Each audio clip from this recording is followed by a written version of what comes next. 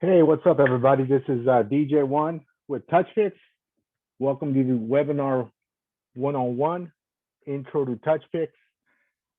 Just want to see if my audio is coming in properly, if everybody can hear me. You're good, one dude. Yes, Right we on. can. Right on, man. We're going to get started in a little bit. Just going to wait a few more minutes for people to jump on. But again, just want to thank everybody for taking the time and joining us on these free webinars. We're going to try to get through this as quickly as possible. If you can hold your questions till the end, I think we do a good job of answering questions.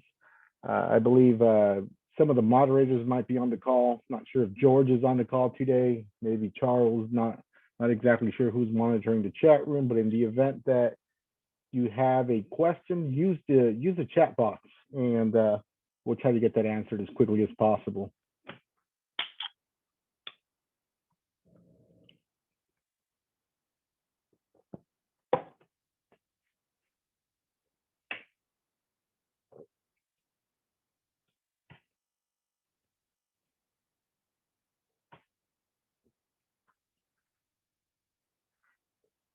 Yeah, today's class is going to be, again, how to set up a 360 booth from the very beginning. I'm going to go over the designing of the overlays, going to touch a little bit on the music, may showcase some new effects that were released in this last update. If you're a GoPro user, don't get discouraged. The setup is somewhat very similar to the iPhone. I'll be covering mainly the iPhone 11 or 12 today and the sharing station, how to set that up. If you are a GoPro user, don't get discouraged. I will definitely touch on the areas you need to key in on, and I'm going to refer you to a video regarding how to get that GoPro up and running without any issues. The other steps, as far as setting up an event, moving some of the settings around, they're exactly the same as the iPhone. Even GoPro users, you guys need either an iPhone or an iPad to control that GoPro. And TouchPix is the app that controls the slow motion effects and allows for the sharing. So just kind of bear with us here for a minute. And I'm going to wait another. Is it open? I'm going to wait another few more minutes before we get started. Sure.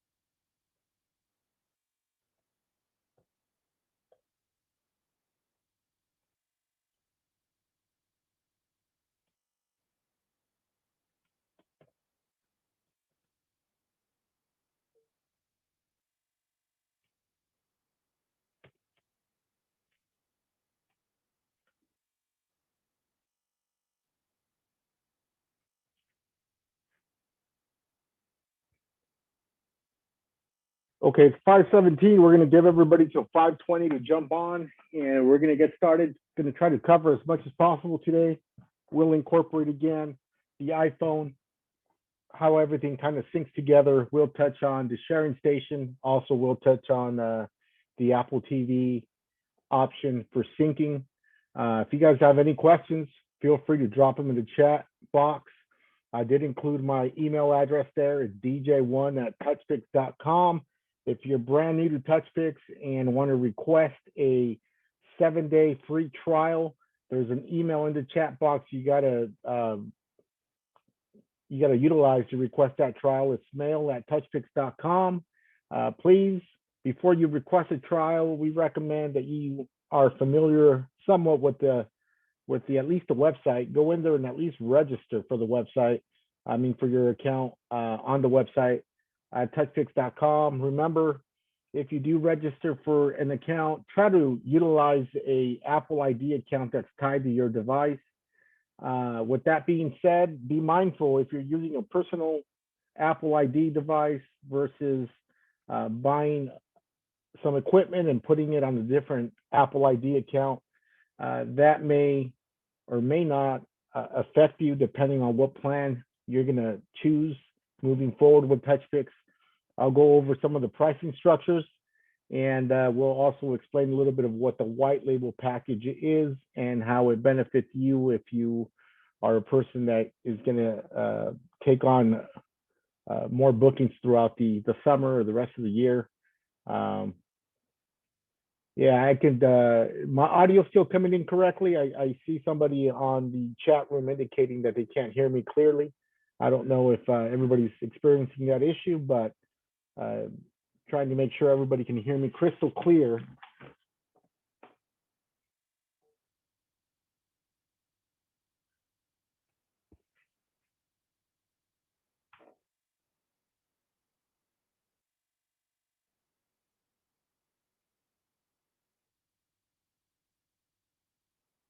Let me switch over my mic system and see how that goes. But if you guys can hear me great, let's we're about to get started shortly. Give me a sec.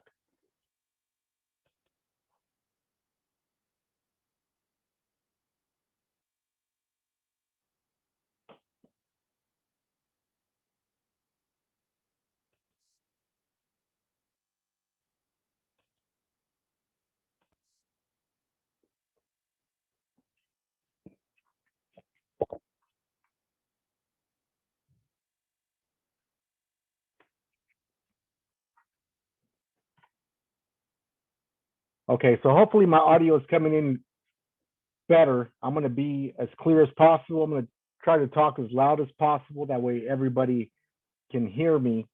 I see a question already in the chat indicating if you have an Apple ID account on your phone, you can't share the software with a different Apple ID. That's not necessarily true. That's really dependent on which subscription package you're on. I recommend that if you're trying to do that, you go and look for the white label subscription package, which is offered in the monthly or yearly plan. If you have a white label subscription, that means that your account will be tied to a specific Apple ID, right? However, the white label feature allows for anybody to use, an event that you created. So if you have an event, maybe across state lines, across county lines, and you set that up as a white label and have somebody working that event for you, absolutely, you can send them that QR code, and they should be able to scan into it and use it at their disposal. Okay, we're about to get started again. Try to hold off some of these questions for the end. I'm going to try to cover as much as possible. It is 5:22 for me in the West Coast. I assume a lot of you guys are in the East. It's about 8:22. Bear with me. I'm going to try to cover as much as possible, as quickly as possible. If you guys have questions, let's hold off till the end. I'll try to answer as much questions as I can.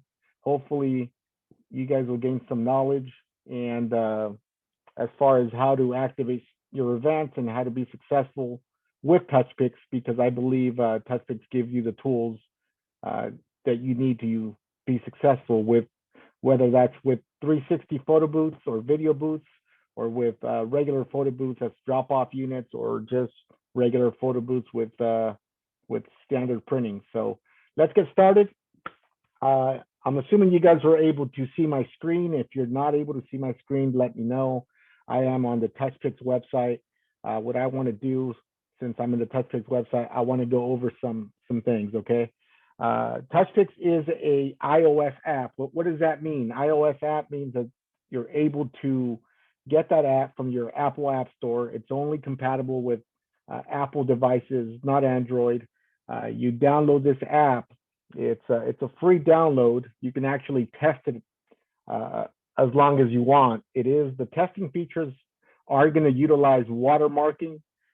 When you're ready to activate an event, then you go ahead and hit activate, you buy your subscription, and you should be good to go.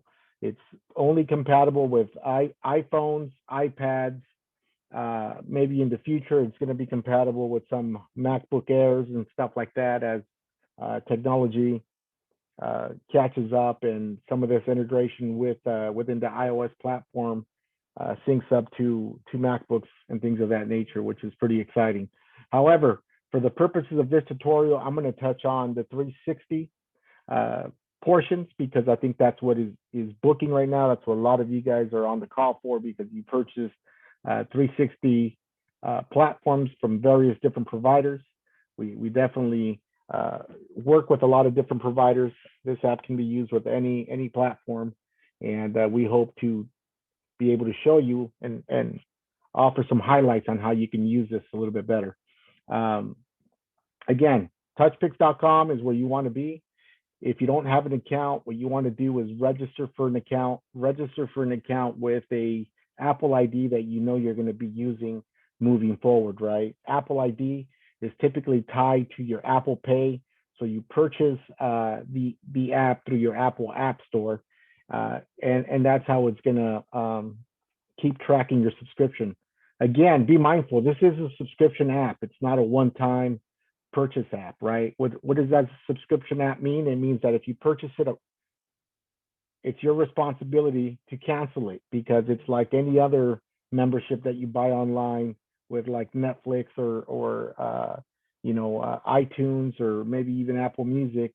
It continues to charge if you don't cancel it. You can cancel it at any time. There is no penalty. You will still have access to your online galleries for up to a year. You can pay as you go. There's people that are going to have certain events that may want to activate, for example, this weekend and have nothing the following week. So you may be on a weekly plan if that works for you. If you get more busy, the monthly plan has a little bit of more savings for you. If you're super busy and you have actual photo booth that you also want to rent out, then we recommend you go on the yearly plan because it's most cost effective. And if people who want to jump on the yearly plan, I know we just recently had a promotion for the year. If you guys want the yearly white label plan, right now it's $1,200, but if you guys want somewhat of a discount on that, feel free to reach out to any of us, right? Reach out to any of the moderators, Charles, George, myself, DJ1. We can probably help you out with a little bit of a discount if you're wanting to jump on the yearly plan, right? We want to get you guys the best plan that makes financial sense for you, okay? But we could only do that right now on the yearly plan is offer somewhat of a discount, whether that be, 10, 15%, we can work something out. Just reach out to us. My email again is on the chat box, is dj1@touchpix.com. You're going to have George Velasco, who's a moderator. Not sure if he's on the call, or Charles. He also goes by, he uses his, I believe his wife's profile, goes by Jessica Boone. He's doing a lot of the moderation in the groups right now. But we're gonna jump into this now. So this is the TouchPix website, right? When you create an account, you're gonna have access to your dashboard. We call it a dashboard. But before we go into there, I want to explain the pricing structure. I'm gonna click on pricing. Right now we offer, there's technically 4 different offers that we offer, or 5. 2 of them are not listed. We have the weekly professional, right? This is, you're paying $50 a week with, what does that include? That includes unlimited events for that specific week. Other apps charge you a per event fee. TouchPix doesn't. It's a flat rate of $50. If you have 10, 5, 6, 7, 8, 9 events, you can do them all, within that week if that's what you have, right? We don't charge you per event like some other apps do. If you don't book much, $50 may be perfect for you, right? Another thing that I want to indicate is if you go with this plan, don't see it as an out-of-pocket expense, because if you guys are new to the business, the fees that you guys see here, you guys should not be out of pocket for.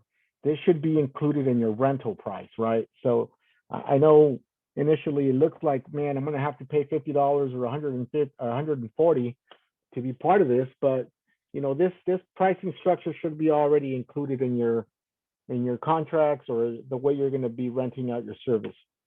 We also have the monthly professional. It's a little bit of a savings, right? It's $140, and you can use it for the entire month with no limitations as far as um, how many activations you want to do.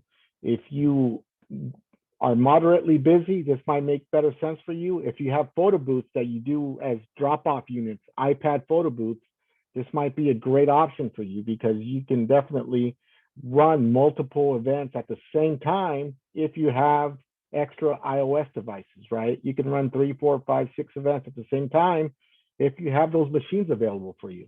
Our yearly plan is $1,000. This is a regular yearly plan. Again, that's more cost effective in the sense of you're not paying the $50 a week, which quickly adds up, or the $140 a month, which quickly adds up. The two hidden plans that we have and that might make better financial sense for you guys is we offer a white label monthly plan for $150. What does that mean? It means that you can activate or create an event from your account, and it doesn't necessarily need to tie it to your Apple ID, right? You can use it on whatever other device you have that does not have matching Apple IDs. That's one. The monthly plan for that is $150, right? If you need that plan, if you want to purchase that plan, reach out to mail@touchpix.com. Reach out to myself, DJ1@touchpix.com. You can reach out to Charles at charles@touchpix.com, right? The other plan is a yearly professional white label that we call it. That one's $1,200, right? Same exact thing. You don't have to tie it to an Apple ID. You can activate it on any device. You will create that event under your profile, and you can activate different devices. If you need a little bit of a discount on that, also reach out to us. We can possibly provide you with 10-15% discount for now. Look out for some shows that we may do. We're going to be doing the Las Vegas show. It's not till next year. It's the Photo Booth Expo. TouchPix has been there consistently now. And, look for those show specials. That's when we drop it down to like $800. So look for that. It's a great bargain. Once you decide what plan you want to be in, you go ahead and go into the Apple store, make the purchase. Again, it's your responsibility to cancel. It's a subscription app like anything else. If you buy it with our specialized link, then, obviously it's not on auto pay. It's something that you purchase through a website. So with that being said, once you decide which plan works best for you, you're going to create an account, and we're going to jump into what we call the dashboard here. Once you log into your account, this is my account. So obviously it says, DJ1 Duke. It's my DJ name, and that's why I go by on Facebook. This is your dashboard here. This is where you create all your events. Once you are ready to start an event, you're gonna hit a couple of key tabs up here. The designer tab will allow you to design an overlay. We're going to go over that at the end. But the key features here is this create an event. I know my colleagues here, Charles teaches this webinar a little differently than I do. He goes over how to create a preset. I'm going to touch on it briefly. I don't really like to teach this way, but I'm going to show you what it does. The reason being that I don't like to teach the presets is because typically everybody on this call wants to jump on with TouchPix because they want the convenience and they want the ability to brand your event with your logos, your music, everything the way you want to. And I feel like if you pick preset, you almost have to do double the work because you have to double back and change some of those automatic settings that TouchPix has already set for you. What I mean by that is if I show you, I'm clicking on preset now, right? TouchPix makes it real easy for you to start an event without really diving into the intricate details of the software. You have options in this screen, right? If you own a motorized spinner and you want to show it off with your TV, you select this. If you have a non-motorized spinner and want to use it with your TV as a slideshow, you select this. If you want to set up a quick sharing station, a quick, motorized spinner without a TV, or a quick photo booth, you can select 3 clicks and you're up and going. The reason why I don't like showing this is because once you select this easy way of setting up an event, all the branding that is preset by TouchPix will have TouchPix branding. TouchPix will include a music track. TouchPix will have their logos, and that's not necessarily what you want when you're representing a business. This is something that will get you out of a jam if you're in a hurry, if you didn't really prepare, or you just want to do some type of charity event just to get your exposure out there. This will get you by.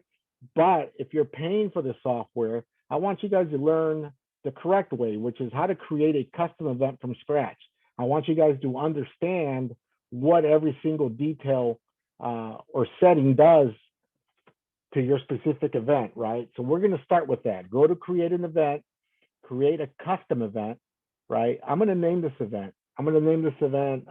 Let's name it wedding with today's date, 7/21/21. That's what I'm going to name it, okay? Language is going to be English.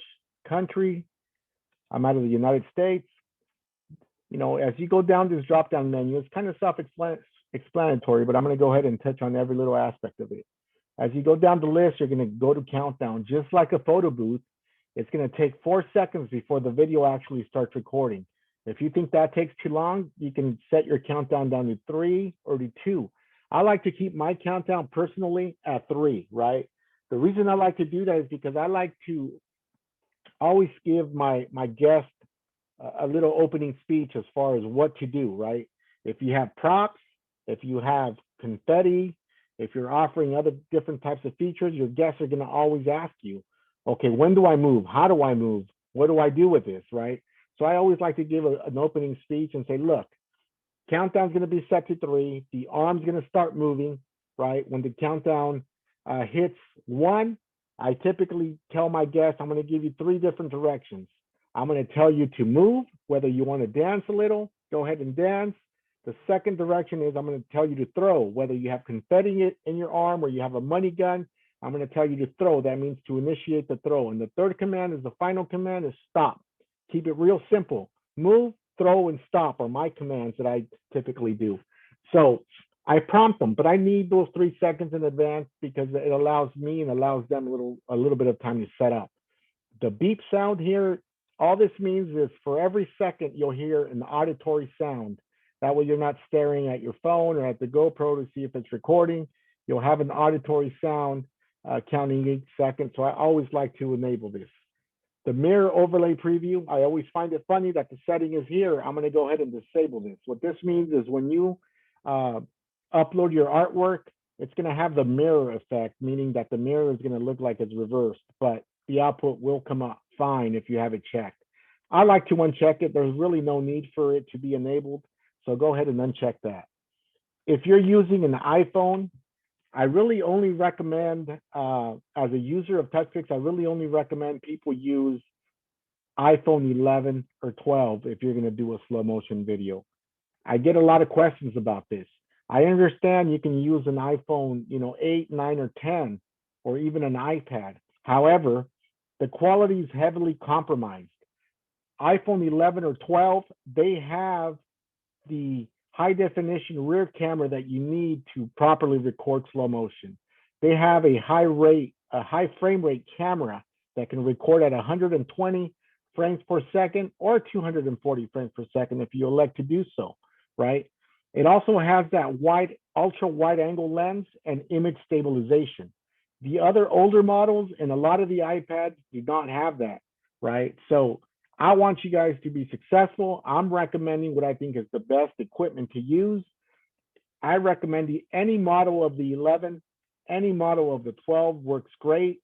If you find that you want to use an iPad, the only one that I feel comfortable recommending is the brand new 2021 model that actually has the same cameras as your new iPhone 11 or 12. Why? Because of the same reason. Ultra wide lens, image stabilization, capable of recording at 120 frames per second or 240 frames per second. But other than that, I don't really recommend using an iPad, right? I'm going to give you guys a quick scenario that I always like to explain. The other reason I don't like using an iPad is because it's a bigger device. And the event, you guys have seen probably numerous videos on our Facebook group. possibly other 360 Facebook groups where people sometimes have a little bit too much to drink and they fall on the arm. I would personally be really upset if somebody breaks my $1,000 iPad, right? Because that ain't funny. Versus if your iPad goes flying off the arm, more than likely your screen is pretty much done because of its size and how heavy it is. If your phone is on the 360 arm and you have a decent case on it, more than likely your phone will survive. My phone's fallen off a couple of times based on some guests, but luckily I have a nice case on there that protects it really well, and I'm just able to pick it up and resume as is. So those are my recommendations. Again, that's my opinion. I'm only going to give you what's been working for me. If you feel a need to, go your own route, by all means, try it yourself. You will see it for yourself. I've been doing this for a few years now, and I'm recommending what's been working for me. So if you're using an iPhone 11 or 12, go ahead and select the rear camera. You never want to use the front camera on an iPad or an iPhone, except if you have the brand new iPad, right? The rear camera is where all the quality, it's where all your quality settings are, okay? That has the high definition video recording capability. Your front camera will not look the same, okay? Unless you have the 2021 iPad. So you're gonna select the rear camera use, the camera exposure menu.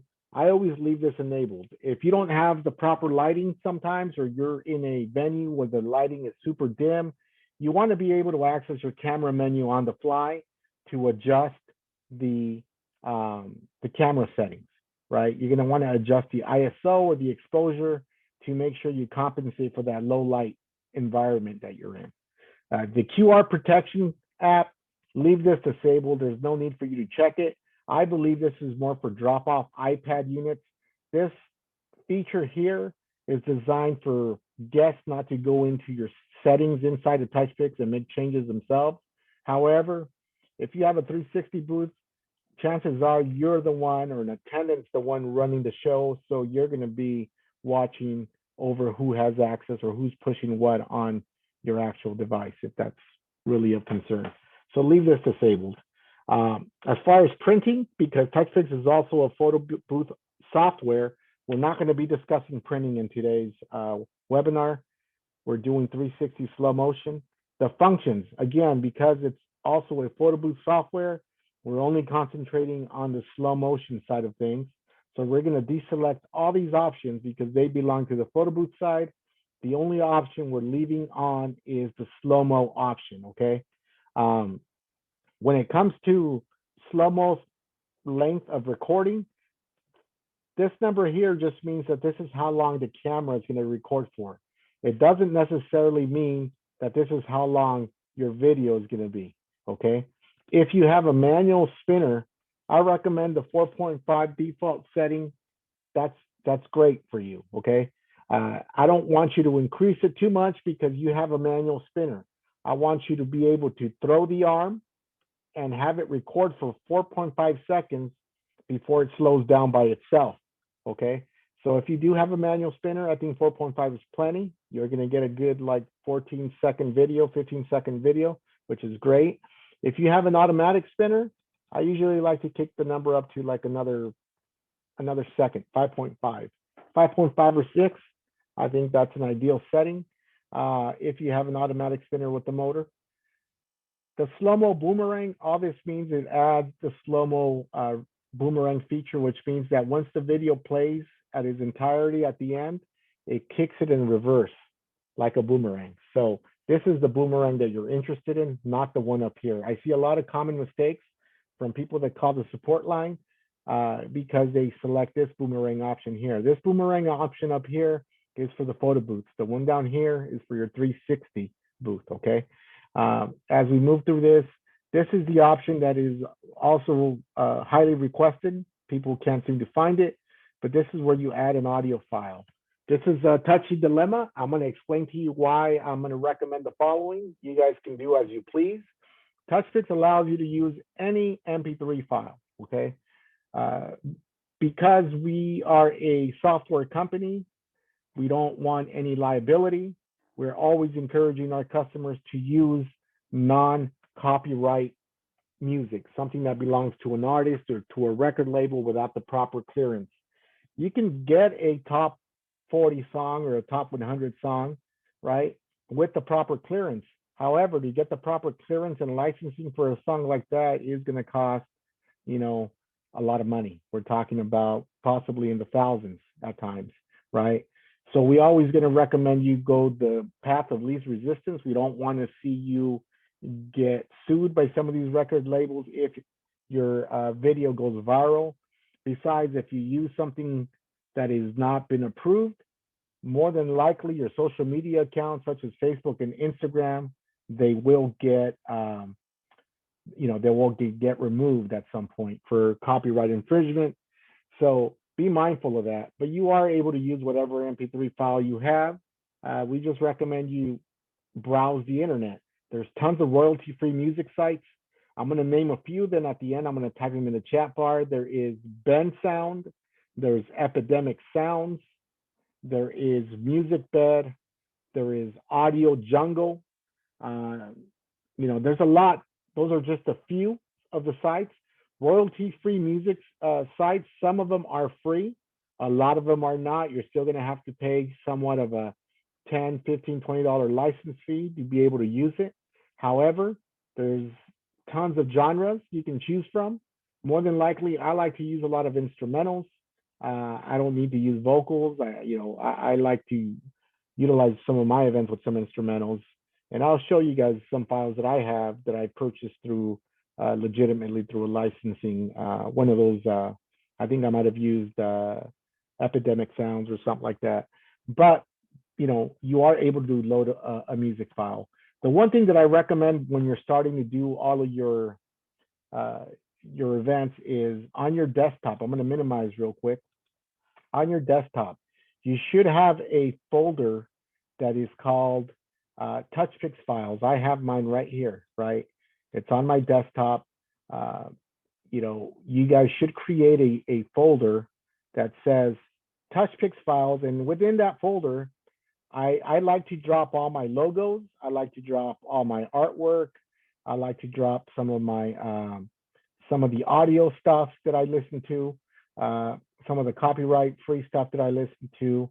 So I like to drop a lot of my branding material in that site. I have a mixture of things in this folder, but as an example, utilize a folder where you're going to have easy access to, because what this software is, you're basically going to have to point it in that direction. Now I'm back in TouchPix again, and I'm going to show you what I mean by that, okay? So now I'm going to pick my audio file. If I have everything neatly categorized and organized in that folder that I want everybody to create on their desktop, right? You're going to hit choose file, right? And once you hit choose file, it's taking me to that desktop. I'm looking at the TouchPix folder. Once I open the TouchPix folder, I'm going to look for an audio track, right? That is a copyright-free track. Like I said, I have a mixture of stuff in here. Let's do something different. I'm gonna choose this track here that I purchased, right? It's called Latin Joint. It's just an instrumental, right? Once you pick it, you're gonna see that it's highlighted under MP3, right? It's highlighted under MP3. You're able to acknowledge that the software has already added it to this event.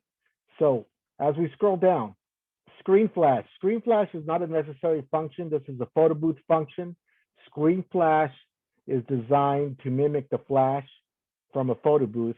This is not necessary for the 360 booth, so leave this unchecked. Your timeouts. The timeouts here, this is going to speed up your process. Timeouts is if you're doing a survey, you're going to have a guest. You're going to allow a guest 10 seconds to complete that survey. We're not doing a survey, so I'm going to set it to 0. Same thing for editing. I'm not allowing anybody to edit anything. Everything the software is going to do it by itself. So it's going to be set to 0. The thank you screen, it's at 8 seconds. I'm going to put it at 0. The prop screen is at 10 seconds. I'm going to put it to 0. The only thing that I'm going to leave as default at 12 will be my sharing option, okay?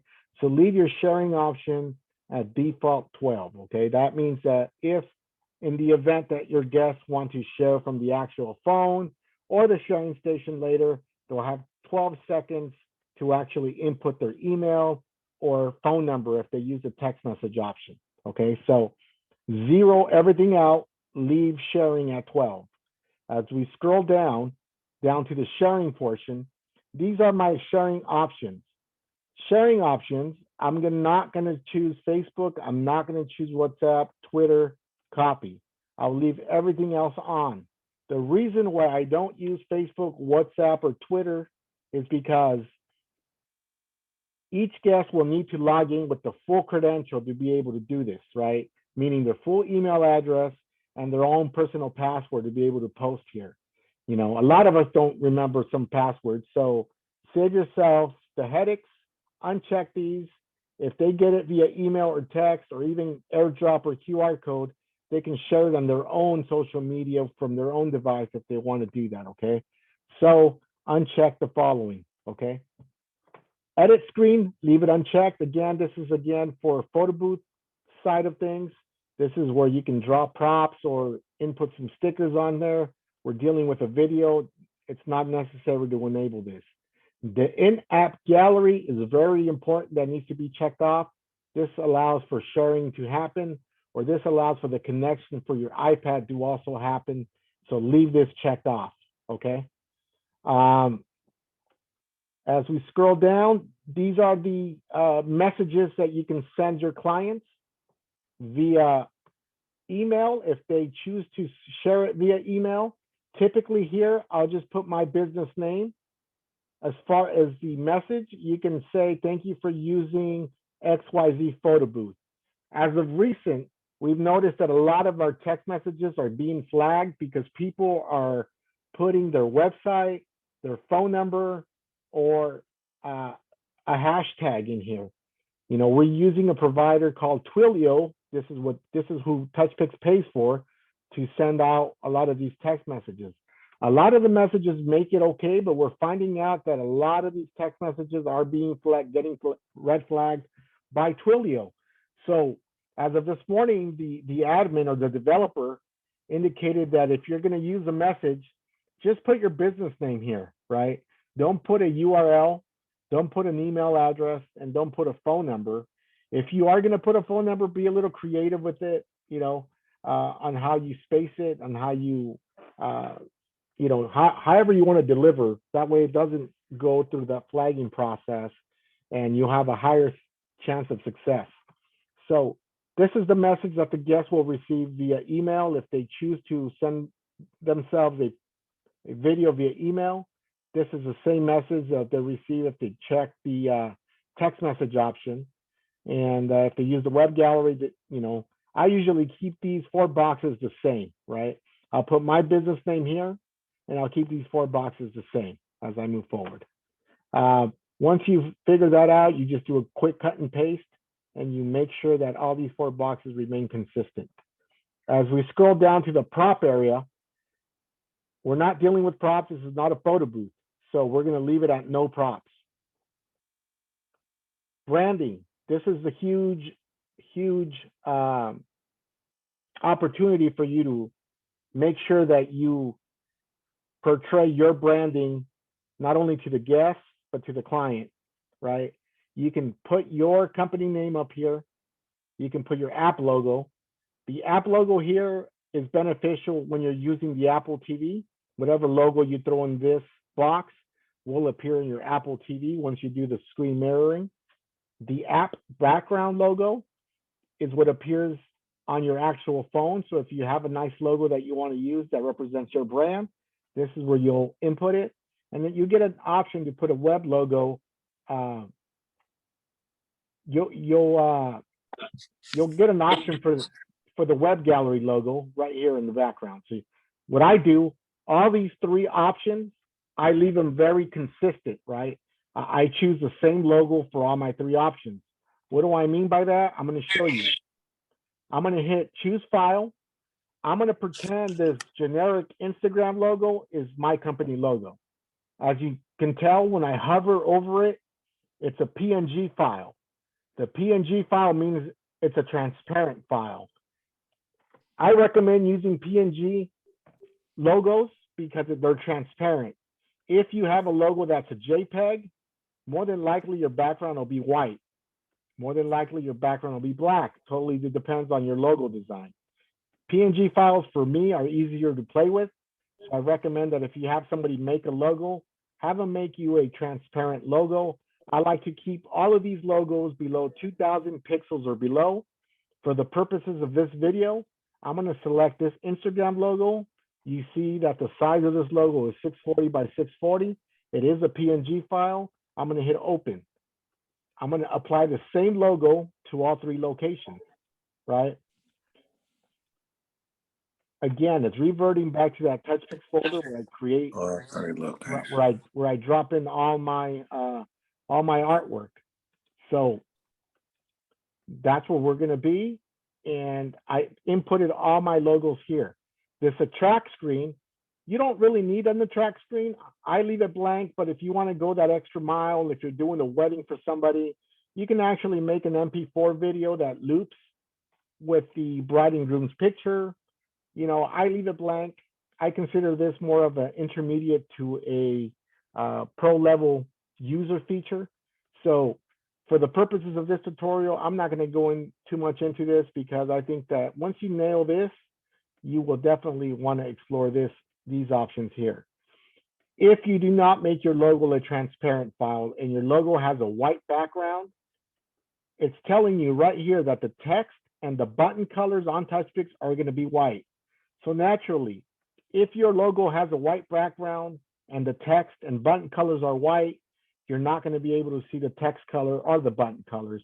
So you're going to want to click on this box and pick another color that's not white, like red or black. That way your guests will be able to see this.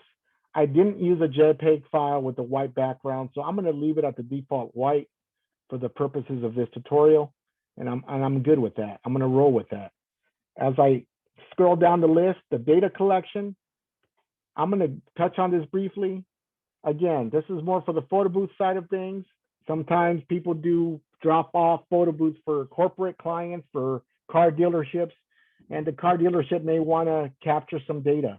So you may want to ask the clients, you know, when are you planning on buying a car? Between 0 to 6 months, 6 to 12 months, 12 months to 18 months. That information is invaluable for somebody like that who owns a car dealership. It's going to capture not only the data, it's also going to capture the email addresses, which for you are valuable and for your client are also just as valuable. And this is kind of an upcharge feature. These features are here. I'm not going to go into too much detail because we're running a 360 booth, not a photo booth, okay? I'm going to scroll down to the trigger box. We're almost done here. We're going to go over to the trigger box here. And if you have a manual spinner, a spinner that you move by hand, I recommend that you leave this disabled, right? Why do I recommend that? Because if you're already pushing that arm by hand, it's only going to take you an extra second to tap that button on your screen to start the session, right? So the way I would do it if I'm running a 360 booth by hand is I would initiate the start by tapping the iPhone screen. There's a slow-mo button that appears. Once it initiates the countdown, when the countdown hits 1, that's when I would throw the arm. That way it gets its full rotation. If you end up throwing the arm while the countdown's at 3 or 4, chances are that the arm's going to slow down or stop before the video is done recording. Always try to throw the arm while the countdown is at 1. If you have an automatic spinner, this is where things get a little, they get a little better. If you have an automatic spinner, you can actually customize your trigger to start a session by either face detection or by movement. The developer just fixed this movement trigger that works very well with automatic spinners. So if you want to enable a trigger by movement, you hit the drop-down menu, select the movement trigger, and what happens is the built-in compass on your iPad will detect that it's being moved, and it'll start the session automatically once the arm starts spinning. meaning that as soon as you press that on button on your remote, right? As soon as you press that the on button on that remote, the session will start, right? So this is what we're gonna start doing with automatic spinners is select it to movement. Once you select it to movement, then we're gonna go ahead and leave it at the default setting. It's a 0.3 second delay. You know, I would recommend just leave it at default unless it's not moving. Then you can move the sensitivity here to medium, but leave it at default. And once you hit the on button, the session will start recording. Okay, so that's an option that you have. For the purposes of this tutorial, I'm going to keep it real basic. I'm just going to remove it, but I just wanted to show you guys some of those highlights as far as what you need to do. Okay, once you get to the end, you're going to hit submit.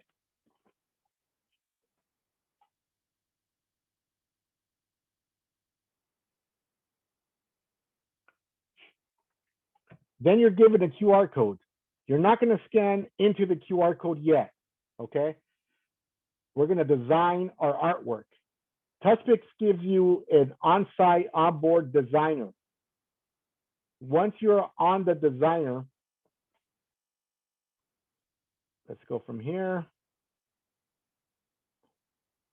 You're going to be given some options. By default, it goes into the photo booth options of the designer, right?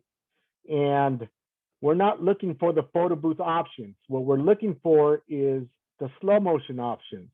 If you go to the left-hand side, you click on templates, you're going to see this drop-down menu. Once you click templates, you're going to want to scroll down to where it says slow-mo overlays. TouchPix gives you 5 different template sizes, right? Template 1 and 2 are the most popular.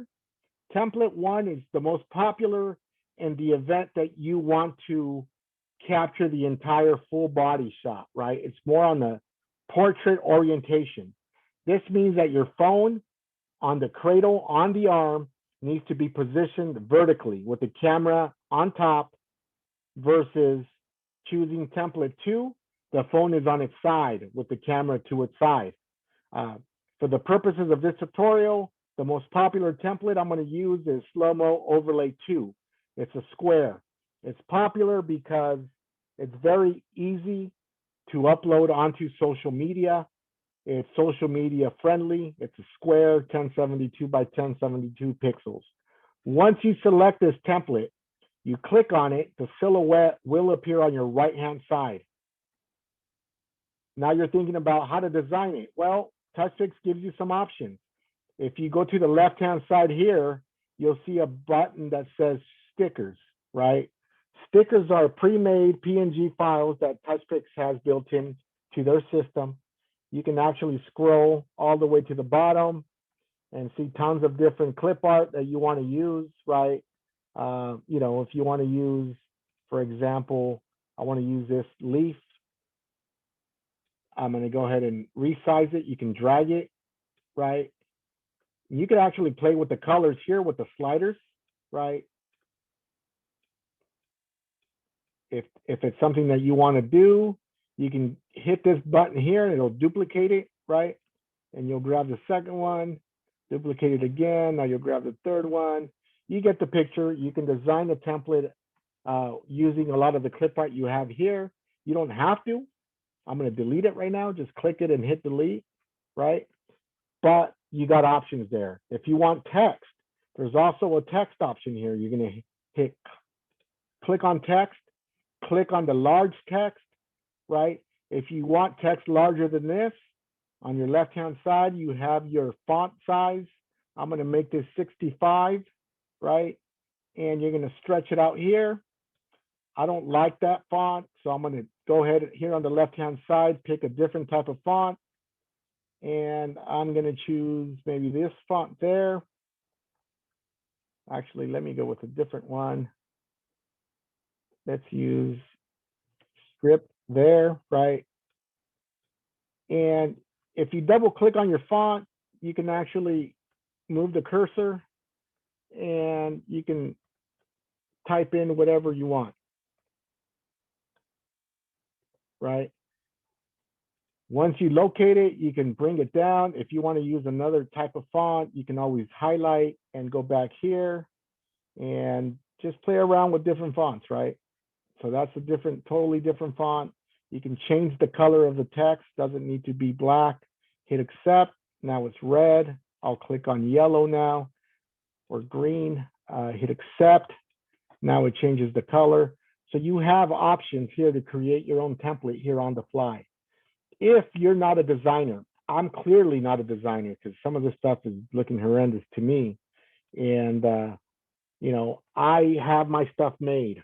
If you join the TouchPix user group, in the TouchPix user group, there's literally tons of designers out there that do this for a living, that know the sizes of each template. They're fairly inexpensive and you can get something designed quick, right? So if you have a designer make your template, what you need to do then is go over to uploads, right? And you're gonna add a custom overlay. If you hover around the question mark here, it's actually telling you what each template size is for you to create it on Photoshop or Canva, whatever it is that you want to use. I'm using template 2, so my size is 1072 by 1072. I give that size to my designer. He then designs an overlay for me, sends it to me via email. I save it into that folder that I created on my Dropbox. I'm sorry, on my desktop. I then hit browse. Once I click on browse, I'm looking for that specific folder or that specific, overlay, right? And for example, let's say, let's go with a basic design here. I'm going to use a square here. I selected the square. You see it pop up. I'm going to click on it. Once I click on it, it throws it up here on the silhouette. So now, say I want letters, right? This is an example of how to load those things that are pre-made. So if I want letters, I'm going to go over to the sticker function. I also have some custom stuff that people made off of Photoshop. This is a name that was made. I saved it as a PNG file. I selected the file. Once you select the file, it's going to appear right up here as a sticker. I'm going to go ahead and click on it. Once I click on it, it appears here. Now I could resize it and reposition it, right? So that is, you know, my overlay. I can add my logo up here as well if I want. I'm going to hit upload, click another sticker. Now I'm going to look for that Instagram logo that I'm using. Here we go. I'm going to hit OK, open, select that sticker. Now I'm going to put it somewhere subtle and leave it there. If this is my final layout, the next step is add template. Make sure before you hit add template that you're adding the template to the correct event. This drop down here has all of my events. I don't want to make the mistake of adding it to the wrong event. This is the event that you named at the beginning when we started this. So wedding 7/21/21, I'm going to hit add template. It's going to turn green. It says template added, and you are basically done. I know it took a while to explain this, but once you have this down, this process should not take you longer than 15 minutes. I can create this now in probably about 5 minutes, create an event or less. Once you're done, you're going to go over to events. And you're going to see your event here. It's going to say test. Before you scan it, I'm going to click on the QR code, right? This is a QR code that you scan. I'm going to switch over to my iPhone now. That way you guys can see what I'm talking about on how to load an event. And we'll go from there. Let me minimize this real quick.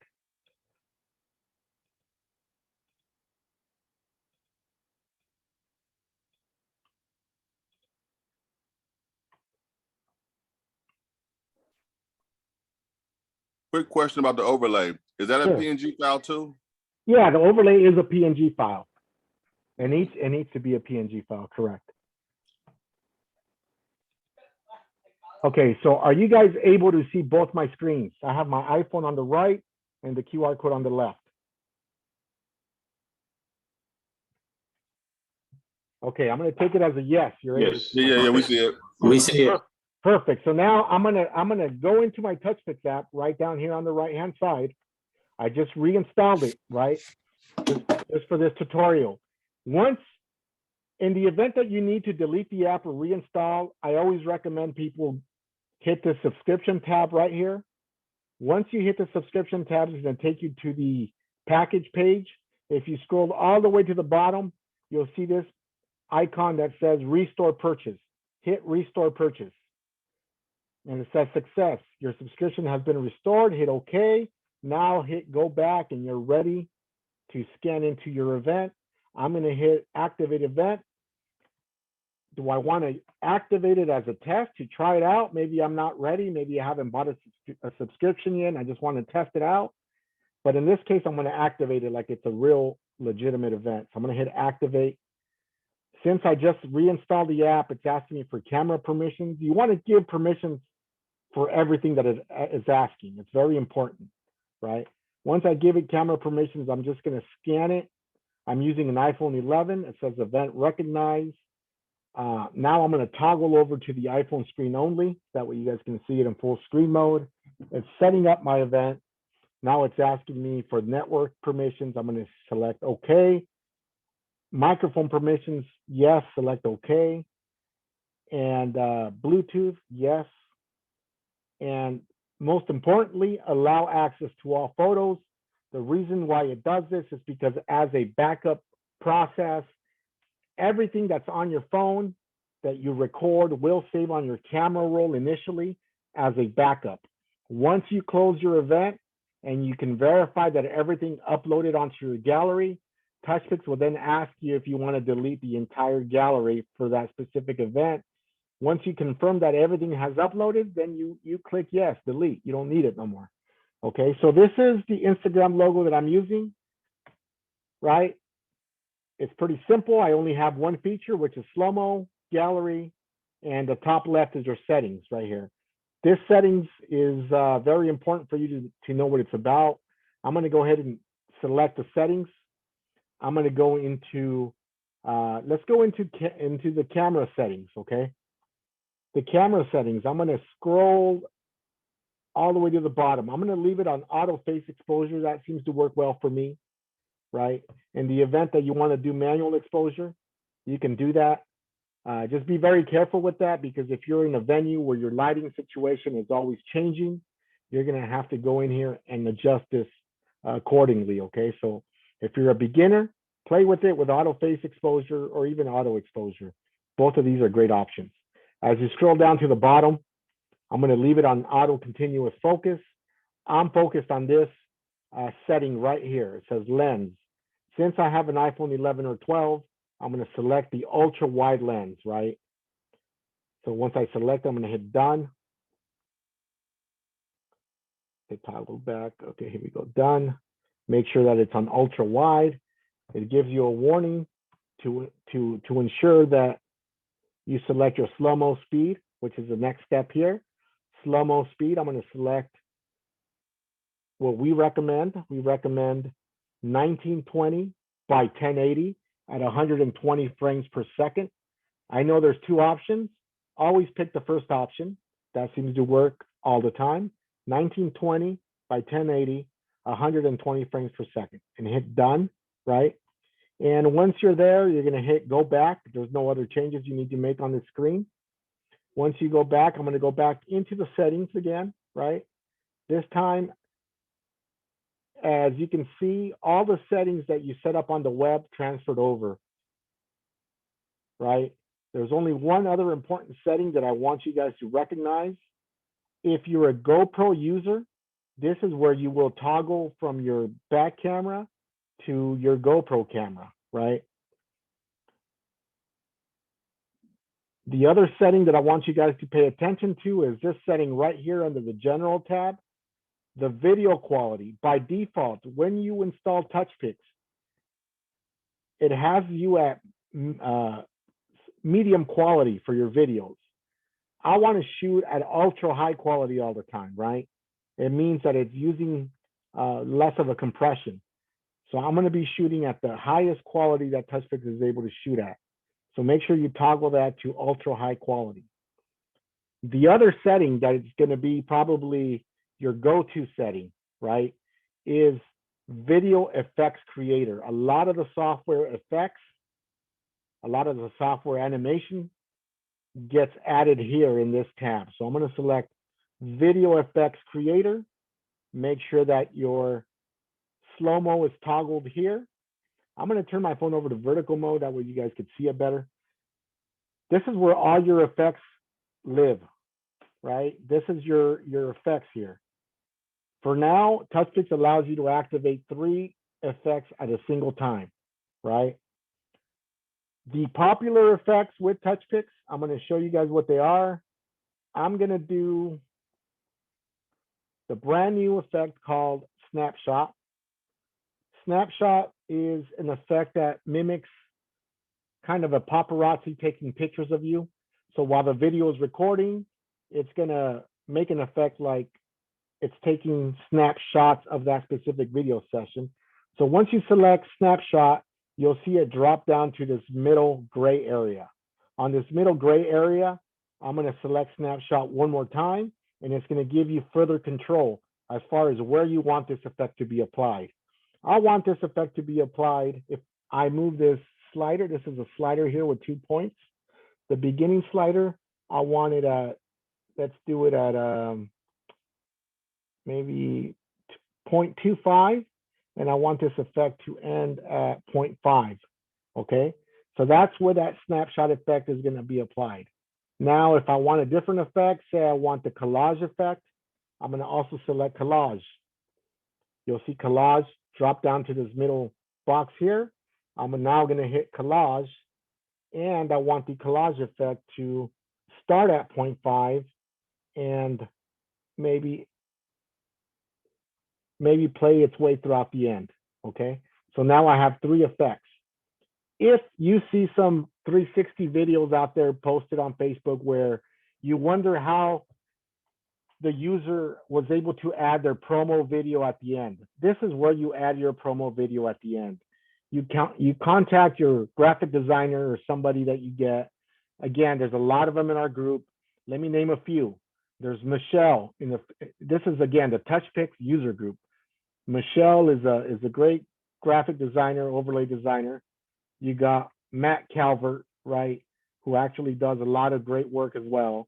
You have Keith Freeman, who you know, is my personal go-to at times for a lot of my outro videos, a lot of my design works for other stuff.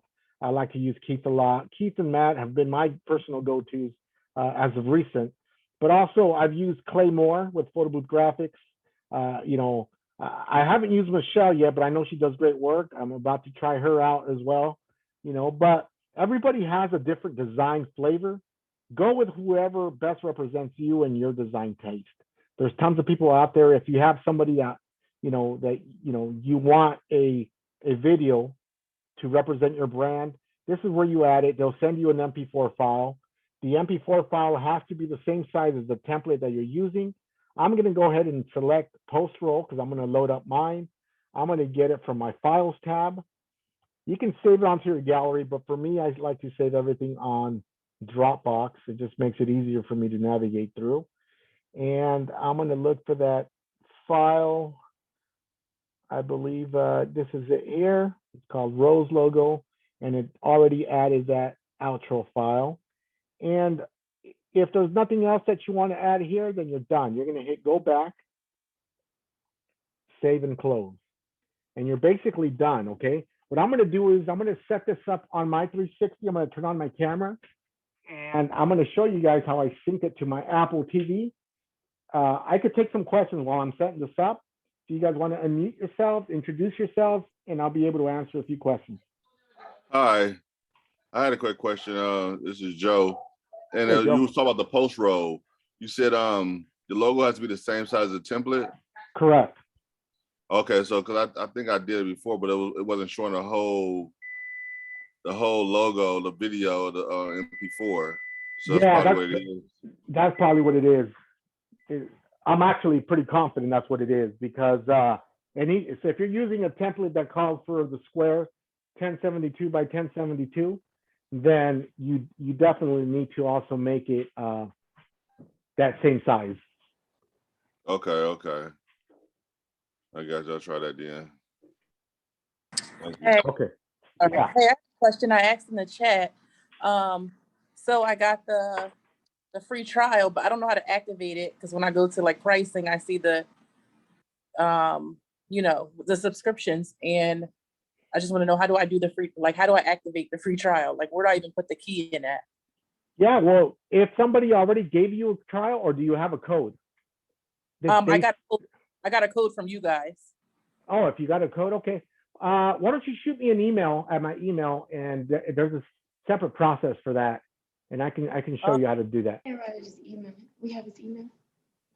So with the free trial, the link that you sent us for the free trial, we would still need a code for that?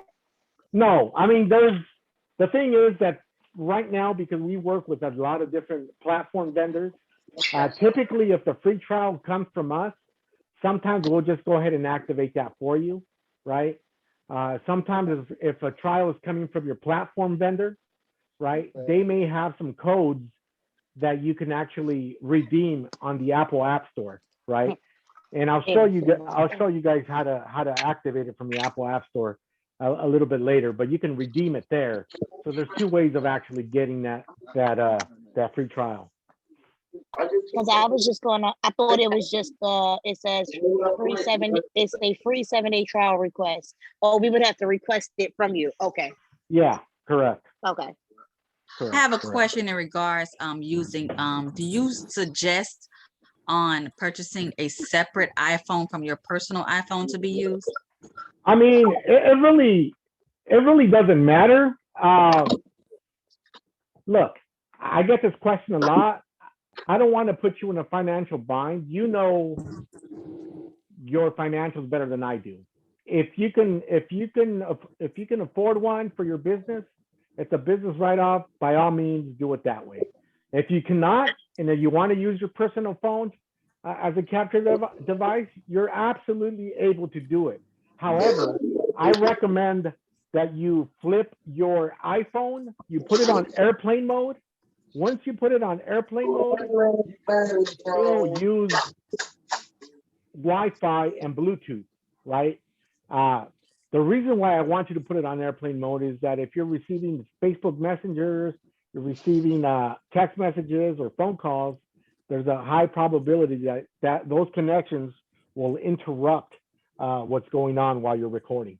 So I always recommend if you're using your personal phone, flip it on airplane mode and just turn on your Wi-Fi and Bluetooth and you'll be fine. Okay, thank you. Okay, quick question. Can you, after you create the event, actually, when I was doing it with you, it wouldn't allow me to submit it for some reason. I'm not sure why, but without doing the custom overlay and all of that, then you could just have them get on the spin and then just record the video and you could still have your logo floating around in there, or do you have to do an overlay? You don't have to do an overlay. You can just have a blank. You have to pick a template though, because if you don't pick a template, it's going to default to the first one all the time. So whether you use an overlay or not, you have to choose one. That way you're telling the software, okay, I want a vertical shot type of look, or I want the square type of look, or a more wide angle type of look, right? Just pick one. Okay, gotcha. Thank you. No problem. I have a question. My question, so I'm using a GoPro, and what I want to do is I want to set it up so that my customers, they scan the QR code and kind of leave from my station. But I've noticed that my videos take a while to kind of, I guess, process. So if they scan the code, how long before they receive it? And do they have to like kind of keep going back to that app, or No, well, not the app, but you know, that link? Okay, so yeah, so look, it's no secret. This is a high definition video. We we, along with other apps, have always struggled with how to share our content, and the delivery hasn't always been flawless. And it's not a secret. But this last release that was just released actually improved the ability to upload the content extremely fast. So if you're not on the latest update, please, I recommend that you go into the Apple App Store and see if there's an update for you, because it's the speed of it has improved tremendously, right? Specifically in the sharing portion. Before, it was an absolutely high demand that you needed to have high speed internet. The testing that I've done here at home, sometimes log into my neighbor's Wi-Fi, which is at some distance, and I do that sometimes on purpose because I only get like 1 bar, and I can test TouchPix with very low speeds, and it's been working pretty awesome for me. So please update your apps, as frequent as possible. I recommend that there's 2 things that everybody on this call needs to do is, first of all, update your iOS, which is the operating system running your iPad. Have it running at the most recent one. 2, always look into the App Store to see if there's a newer version of TouchPix, because that is the most stable one. So those are the top 2 things that you guys need to do. And so when they scan that QR code, like how quickly will they see that? So I'm concerned with people scanning and walking away. And they might come back like, hey, where's my video? Like, how long will it take for it to be there? So that's very dependent too. That's a very dependent question on which carrier they have, right? I'm in California. If I'm using Verizon or AT&T, they'll get that no longer than 10 seconds. It'll get there quick, right? The issues with other networks is we don't have control over other networks. The issues in my area that struggle a lot would be your Boost Mobile, your Cricket, and at times T-Mobile, depending on what location you're at, right? So it's not really TouchPix related, it's network based, right? So if some of those customers have those services, it may take a while for them to get that. But I'm going to show you at the end of this video how to give them a QR code to access the online gallery. So even if they walk away, they can always go back if they want to and check the online gallery to see if their video is already up and uploaded, right? So there's options to do that as well. Okay, yeah, that was my question, if they could go back, because I know how to do it in Google Chrome, how you create the QR code for them to scan. But I was like, well, if it's not there, what do they do? Do they go back? Like, what do they? So, okay, cool. I have a question. You go ahead. Okay, go ahead. All right. When you was making the event, that when I see that, like, when I go to the background and try to add like a background to the, I don't even think this thing working. Like, why wasn't there adding a background to it for the slow-mo video? What do you mean? When I was creating the event, what was the question again? Yeah, like when you was doing creating an event, and I click the template and I put slow-mo overlays, and I went to background, and I tried to click on the texture. I get it wouldn't click on, like, it wouldn't put one of the it's not, because that's not a slow motion feature. That's a photo booth feature. It's to design like your photo strips. The video overlays, people need to understand that the video overlays for the most part are transparent, right? There's a big opening because that's where the video is going to be placed. So you're better off designing something with clip art, something that's not going to cover up the transparency. So when you went over to backgrounds, those are not transparent files. Those are designed more for the photo booth side of the software. So is there a way to find like transparent background? Yeah, I mean, look, man, you guys have Google at your disposal. When I first started, you can always type in transparent frames, transparent anything on Google, and you get tons of stuff, right?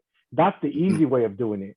If you want to learn how to do it on your own, then I would use something like Canva or even Photoshop. But I think Google would probably be the most resourceful for you. Okay. I have a question about the Photoshop too. I created an overlay before, and I used the numbers that you were talking about. How you go to for instance, template 4, 1920 by 1072. Now, when I first did it, I think I had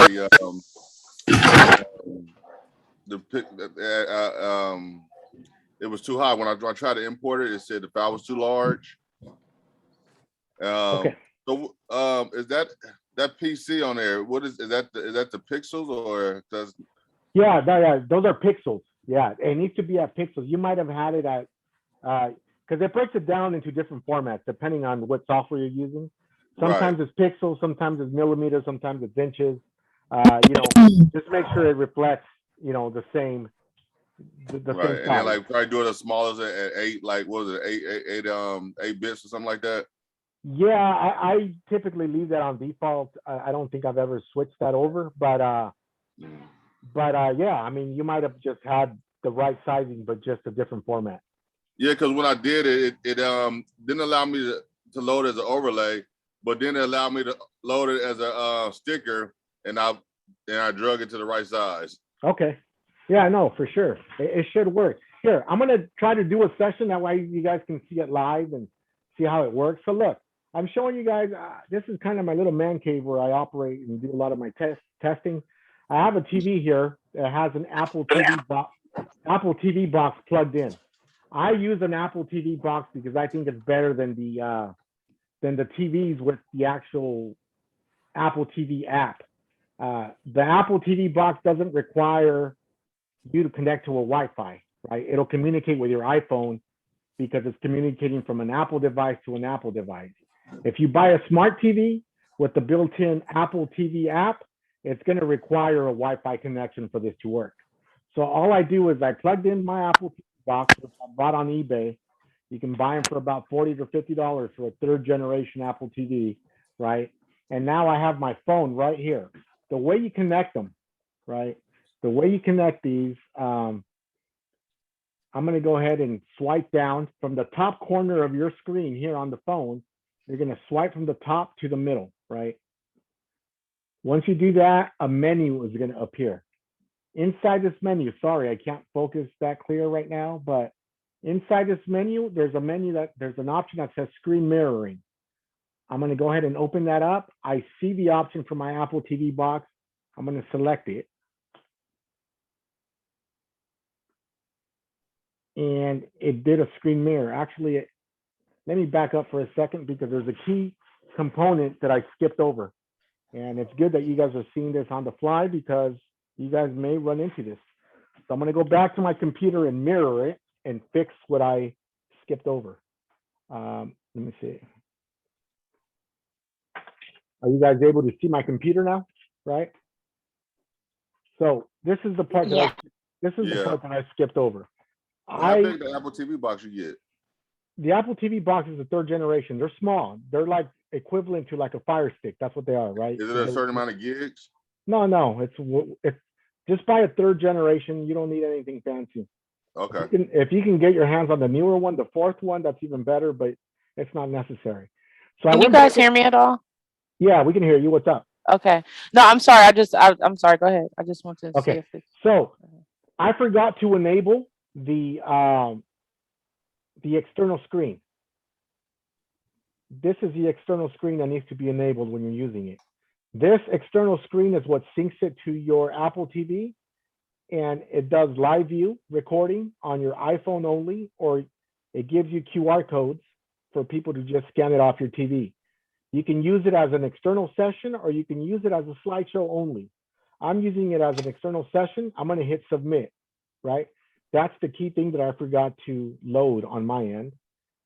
And I'm done. So I'm going to disconnect from the screen share, right? I'm going to stop the share. I'm going to go back to my phone,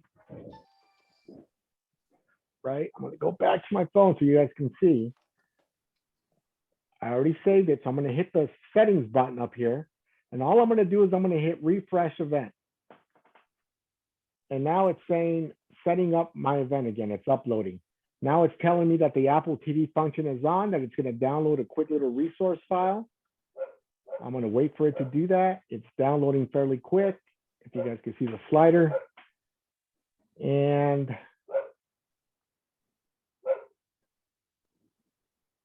it's done. It only does this the very first time you're using the Apple TV. Outside of this, you're not going to have to worry about doing this at every event. So now let's go back to the same thing that I just showed you guys, okay? I'm going to go ahead and grab it from the top of the screen with my finger, slowly go to the middle of the screen. Now I'm going to hit screen mirroring. Now I'm going to select my 360 and look what happens to my TV when I do that, okay? Now it turns into like a black screen, right? So now what I want to do is toggle away from the screen mirroring option. Don't close it out, but just toggle away. And I'm going to look for I don't know what I did with my remote for my spinner. Okay, there it is. So I'm going to do a quick practice session. That way you guys can see the whole effect and you guys can piece it together, okay? So what I'm going to do now is I'm going to hit start on the iPhone. I'm going to turn on my spinner and you guys will see the live view on my TV, okay? Let me try to focus it a little bit better. Here we go. I'm going to hit start. You see the TV animations kicking in. You'll see the countdown on the screen. 3, I'm going to turn on my spinner. This is my spinner. Here we go. 3, 2, 1. The live view recording has stopped. I'm going to stop my spinner. Now I'm going to show you guys the video playback on my TV. So now it's giving you the prompt saying it's adding slow motion. Will the 5th generation of Apple TV work? Yeah, I didn't even know there was a 5th already out, man. But I'm looking on Amazon. So yeah. So look, this is the video playback. Look at that, and you'll see the effects, right?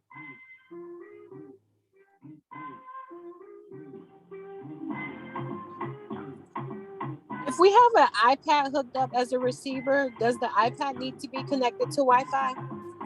Yes, because that's your sharing station, right?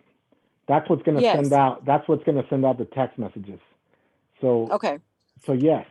So this is. So how about using the iPad from the phone network that you're on? Yeah, you can definitely do it that way too.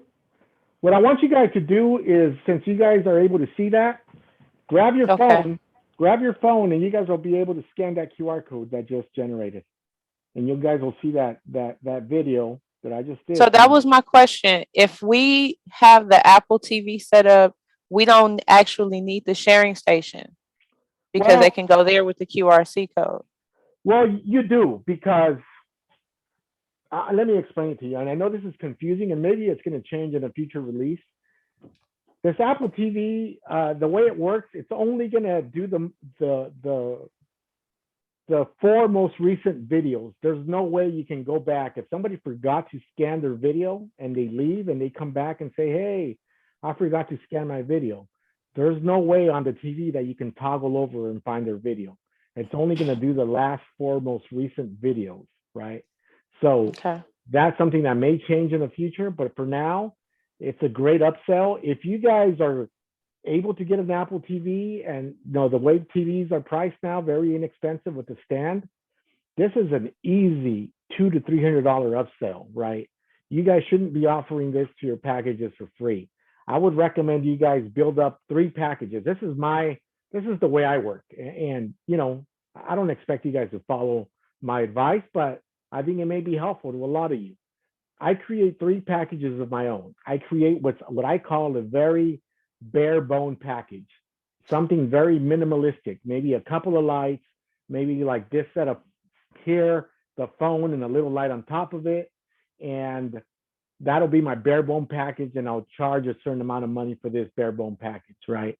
Now, I'll have a very expensive package, right, that includes a lot of different lights, maybe a spark machine, maybe added TVs, and that'll be my very high end package, high price, red carpet, red rug, a lot of branding, right?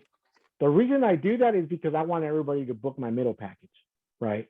And your middle package should include, some of the default items, lights, sharing, and if you want to throw your TV in there at a good price, throw it in there.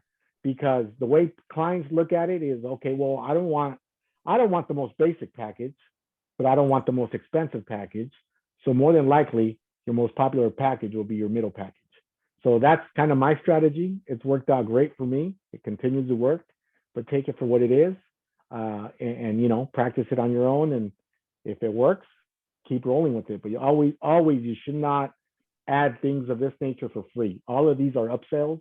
All of these are key features in TouchPix that you can do to gain that extra income coming in.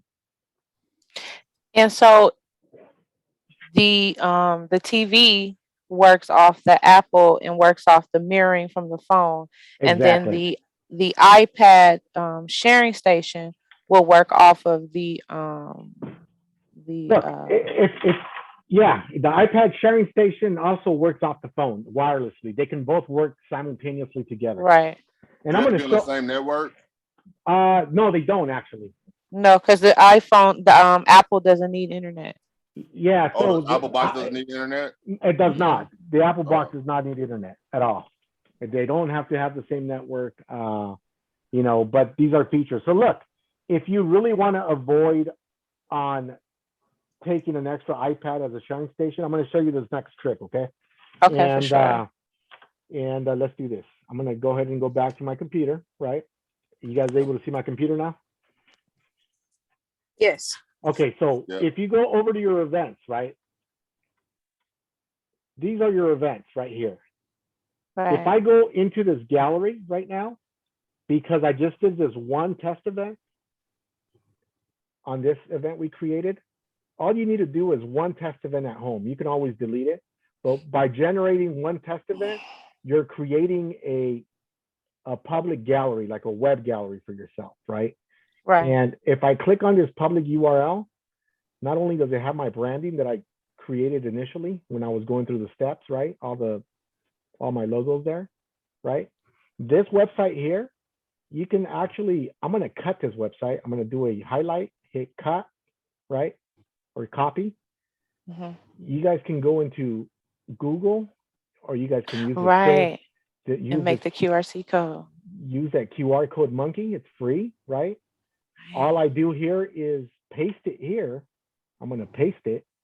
If you want to take it a step above, you can actually put your logo there. I'm going to upload my logo on my QR code. I'm going to say that Instagram logo is still mine, right? And then I'm going to hit create QR code, right? So this picture here, I could download it. And as a test for you guys to see how it works, I usually take this as a backup to, like, I'm very meticulous with my backups, right? Right. I print this out from my home printer. I put it in a nice picture frame, an 8x10, and I'll leave it on the table. So now everybody that gets off the 360, I tell them, hey, scan this. You guys are watching this webinar right now from home. Go ahead and scan this QR code and it'll take you to my web gallery. As soon as everything keeps on uploading, you'll have access to the entire web gallery and you can download it without the need of another iPad sharing station. Now, the ones for the Androids, I'll still have to text that to them after they're done. No, not necessarily. You have an Android, you can still scan this QR code and get the file. You copied it from off of the yeah. So I'm gonna go back. Laptop. I'm gonna go back just so you guys can see it in slower motion. So I'm gonna go back. I'm gonna go back, right? I'm gonna go to my events when you guys create an event. So the key takeaway is once you create an event at home, run a test, right? Run a test session like I just did right now in my little man cave, right? Once you run a test session, it then uploads it. You're telling the software, okay, I want it in a separate gallery that only belongs to this event. So then you click on gallery. Once you click on gallery, if you did it right and you see one file here, you will see this public URL. If there's nothing in here, you will not see this. That's why it's important to run one test session. Once you see this public URL, all you do is click on it. This website up here belongs to that specific event you created.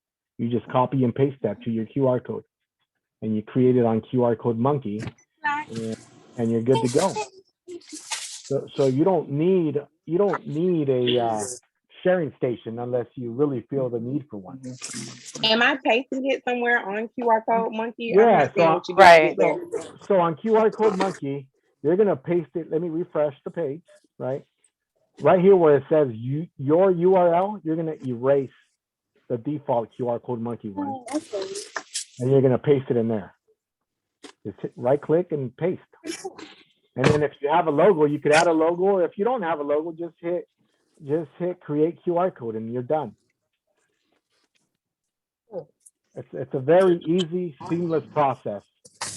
And any Android, any iOS device will be able to scan it, download the content. You guys saw right now, like you guys are able to, I'm gonna go ahead and download it again. Just to show you guys that you guys are Another thing I wanted to ask you was when you were talking about the Wi-Fi. Yeah. Have you heard anything? Because I was I saw that Straight Talk had the Wi-Fi that you can buy and reload. Have you heard anything about that Wi-Fi? No, I mean, there's people that use it. There's people that use their, you know, they, you know, again, I've heard of people use it. Yes. Okay. I just can't comment on how reliable they are because I've never used them myself. Right. So yeah, but they're available. I mean, you can definitely use it and see if it works out for you and go from there. So you explain I'm so to sorry. me if I missed this part. Why are we creating another QR code? I don't know why I missed that. Yeah. So yeah, no, and I get this, and I get this a lot because it's confusing, right? Because TouchPix creates a QR code to transfer your settings onto your phone. This QR code is completely different. This QR code gives people access to your public gallery, right? This is to avoid using a sharing station or an iPad as a sharing station. The reason you're creating this one here specifically is so that your guests can scan into this QR code and have access to all the videos for that night from that event. So you go to the gallery and then use the URL from your gallery to create another QR code? Exactly. Because all you do with this one that you create, you will print it out from your home printer or ship it over to Walgreens or CVS or anybody that prints photos. Print it as an 8x10, put it on a piece of, you know, put it in a nice frame and just leave it on the table for people to scan. That's only going to cost you about a quarter, you know, for every event. So it's definitely an easier way to share if you have, you know, if you prefer doing this type of sharing versus using your iPad. Quick question. So when you do it this way, if a person comes and scans that this QR code this way, they're going to have access to all the videos that are in there? So that is the other drawback that I actually get. They will have access to all the videos. So before you do this, make sure that you clear this process with whoever's hiring you. Ask them how they want your files to be delivered. Ask them if it's okay for you to share that URL. Some people don't care. Some people, they're fine with it. Other people do care. So do your due diligence. Again, I'm just trying to provide, you know, different alternatives to sharing if you don't want to use the iPad. Sharing station. But if you have two people working the event, so once one person is done with their video and say they go to which you're not sharing station, but for them to scan the QR code, then and let me show you this other way. This might even bring up you know, a different scenario. Okay. And I love how inquisitive you guys are because it's showing that you guys are definitely paying attention, right? So this is another way you guys can go ahead and do it, right? I'm going to my capture device right here on my phone. If you guys prefer to do it this way, you guys can always do it this way, right? If you notice, you have a gallery tab also here. If you hit gallery, right, and you select the video that you want to share, not only can you do airdrop for iPhone users, right, but for the Android users that can't do airdrop, there's a little QR code button here. You press QR code button, and that QR code is only specifically for that video, not the gallery. So they're able to scan that QR code and get only that video, not the rest of the gallery. Okay, I just got kicked out of the whole webinar. Yeah, like I can hear you. You did? Sorry. Yeah. Oh wait, no, I didn't. Just repeat that whole session real quick. Repeat it again? Okay, here we go. Thank you. No problem. So if you notice on your actual phone, you have a button up there that says gallery.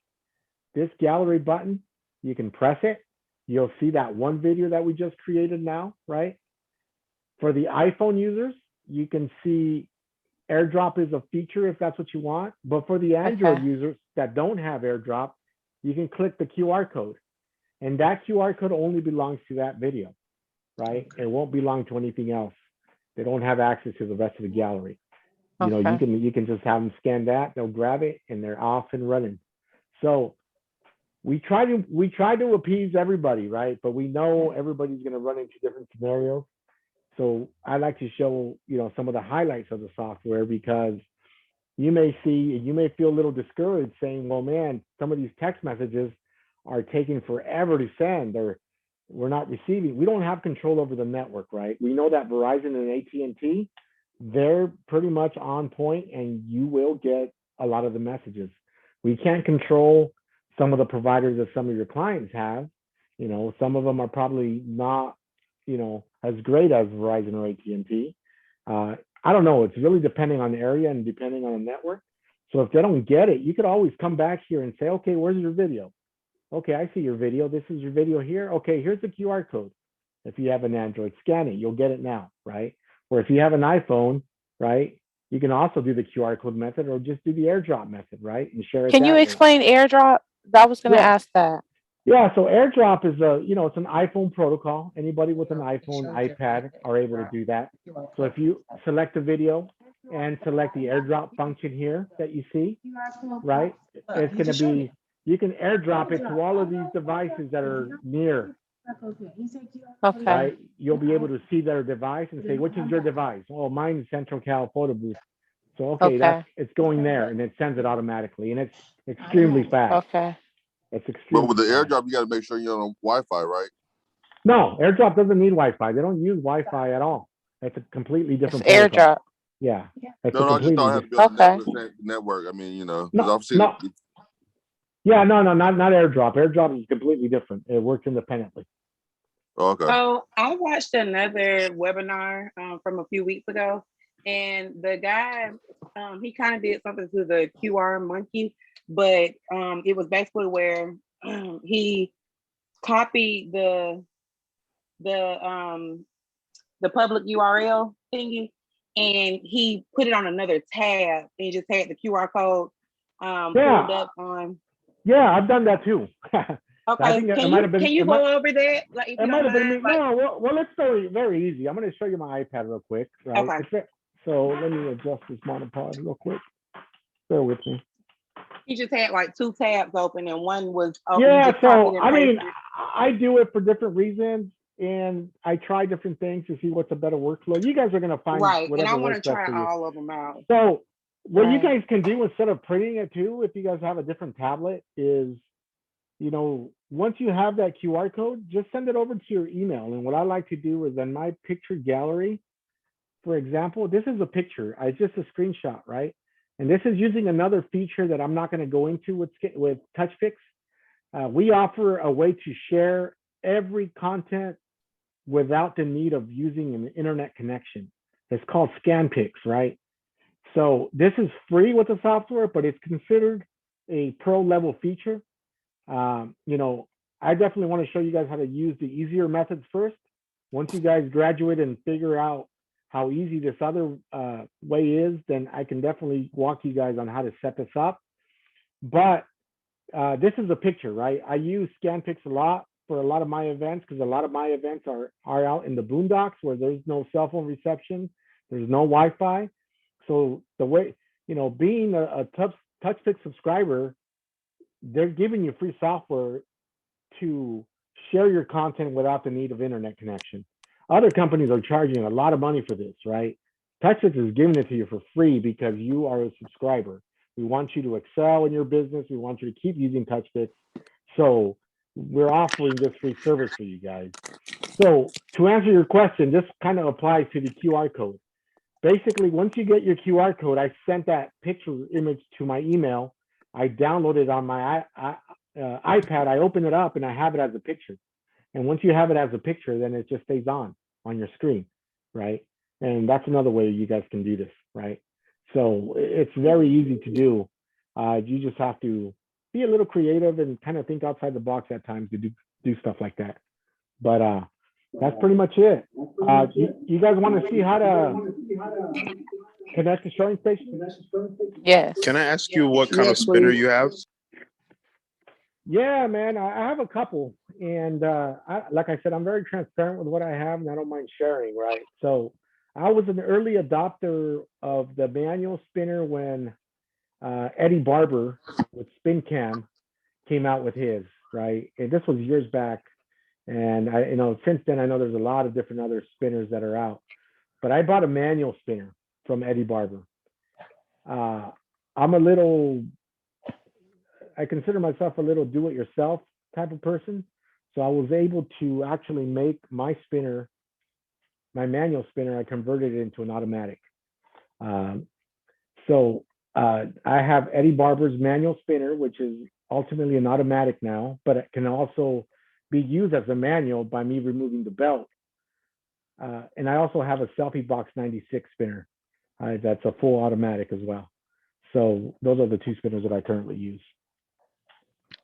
Quick question. How about your lighting? And you said you have Spark Box. Where did you get those from? I'm sorry, I didn't get that second piece. Your lighting, your LED lights, and you said you had a Spark Box. Oh, the sparklers. Yeah, no, so yeah, I own a little multi-op company. I'm not trying to get too far from the side of TouchPix, but I'm going to answer that real quick. My lighting, I have LED lightings that I purchased from China. This is what you guys are seeing here in the room.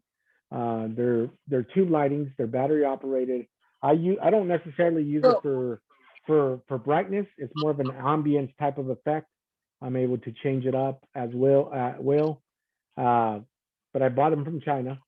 You guys can check out Alibaba if you guys want to do that. And the Spark Box, because I also own a DJ company, they're called cold sparklers, right? I would advise you guys research your local county or city ordinance for that. I'm in California. Fire departments, fire marshal are very strict in venues on how those operate. You need to have a certain brand that's coded a certain way for it to work and to be allowed in venues. I don't necessarily think that it's expense you guys want to take on at the beginning because those packs are expensive, but you guys have probably seen them and they actually look pretty cool. But look into it, and if it makes business sense for you guys, definitely look for cold sparkler machines. You said cold or cold? Cold, like cold as in cold as ice. Okay, I honestly bought the 360 only for my wedding, and I was just trying to get an idea of how to use it. Okay, no worries. I'm going to show you guys how to do the second part now because I think it's very important. The sharing station. I'm going to go back to the computer because there is one thing that you need to do before I end the session let me go back to the computer. So it is recommended that when you set up your sharing station, if you guys can see my screen now, let me see. I'm going to go back into it. It is recommended that if you guys are doing a sharing station for each event, you create individual QR codes. The reason you do two separate QR codes is because one QR code, like the one we created now, belongs to my iPhone, right?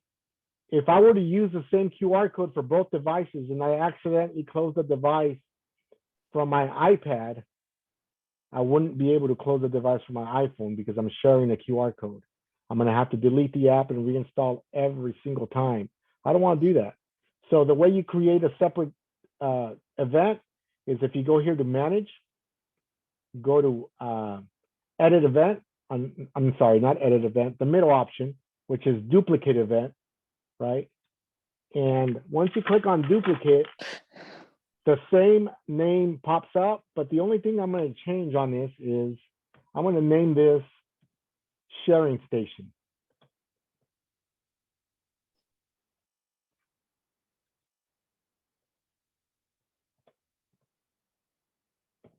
And then I'm going to hit submit, and that's going to give me a separate QR code.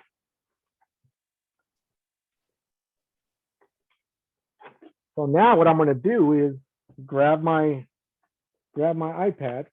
I'm gonna try to turn my camera around. I'm so sorry, y'all. I was yelling at a kid. Do you mind going back? If y'all want to keep going, it's okay if you don't go back. But okay, what was the part that you needed to know? So how to create? I came back on when you said duplicate. That's where I came in. Sharing station. All you're gonna do is go to manage, duplicate, rename it, and hit submit, and that's it. Once you hit submit, you're given a new QR code, right? So for my iPad, I now go to activate event. I'm gonna take it off its cover real quick. Give me a sec. Again, my iPad's asking me for all these permissions. I'm gonna activate that second event. So you have the gallery screen and all that on the iPad? Well, yeah, because it's also on the iPhone. So because you have it on mirror? No, because when I created my iPhone event, I specifically created it. If you follow the same steps, I specifically created it knowing that these settings will work for a sharing station as well. So leave the gallery on both devices. So I'm going to hit OK, right? I'm going to hit OK, and then I'm going to hit OK and allow. One important thing, okay, now that you guys are looking at this, and I'm hoping, I'm going to see if I can focus a little bit better. I know it's a little hard, but here we go. It's also asking for the AirPlay or for the screen mirroring scenario that I did with the with my iPhone. Let me see if I could switch internet connections on this one.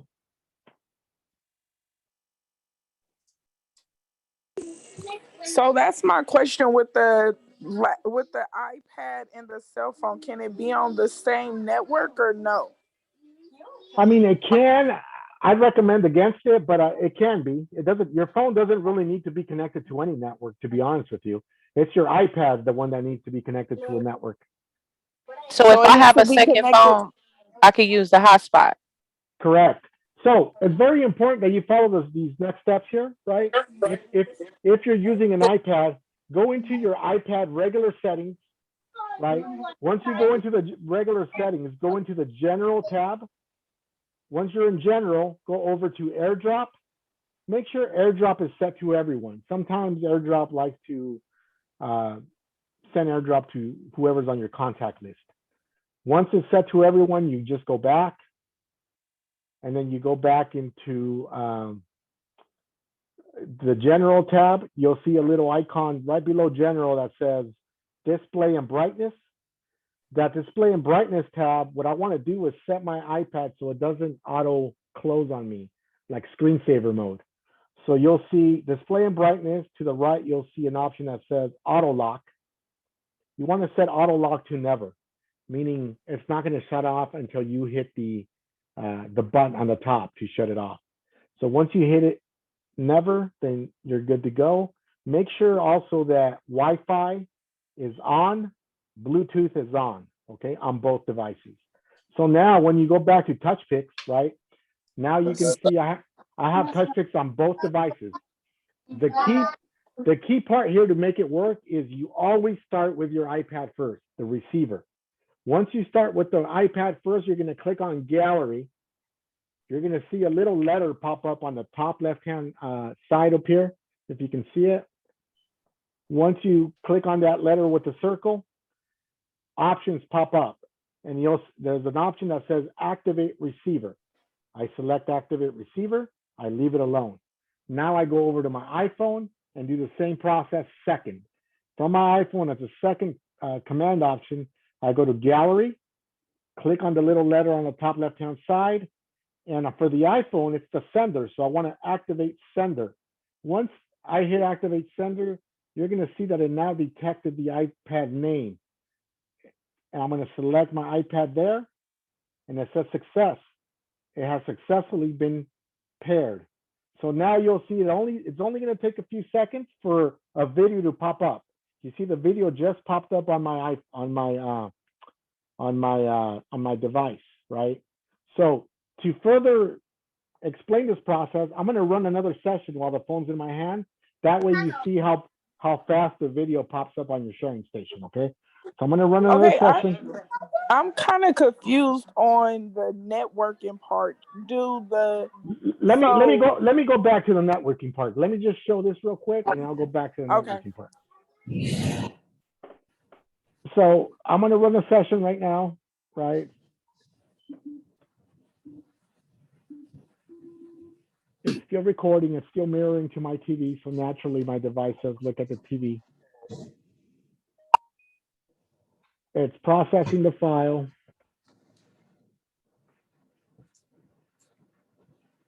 Let me see if I can show you while it's processing on the TV. It's still processing there.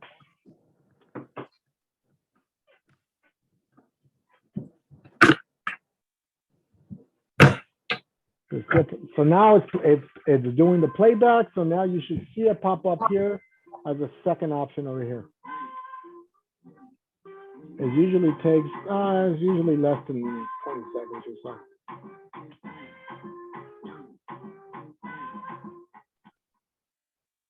So we'll wait for that video to come in.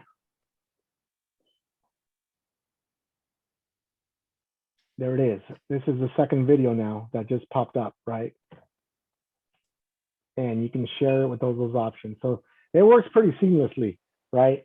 So as long as you set your receiver first and your iPhone second as a sender, the connection is going to be really seamless, right? And you'll have the option to share it. I'm confused with the receiver and sender part. What's the part that's confusing you? Okay, the phone, I would use my iPhone 12 to be on the video booth, right? Yeah. But that's still considered the receiver? No. Why would it be considered a receiver? It's considered a sender because it's sending the original image. If you look at it that way, yeah. So if you look at it that way, as it's sending the original content to the iPad that's receiving it, right? Mm-hmm. I think that'll make a lot more sense. But and then so I go to gallery on this, on the front screen, and then you said I click on activate receiver or sender, whichever. But you said always do the receiver first, right? Receiver first. So the iPad will always be the one that you're trying to activate as the receiver first. Then you go to your iPhone and do the same steps and activate it as a sender. So what would be the reason that it doesn't show up on my iPhone as being my iPad or vice versa?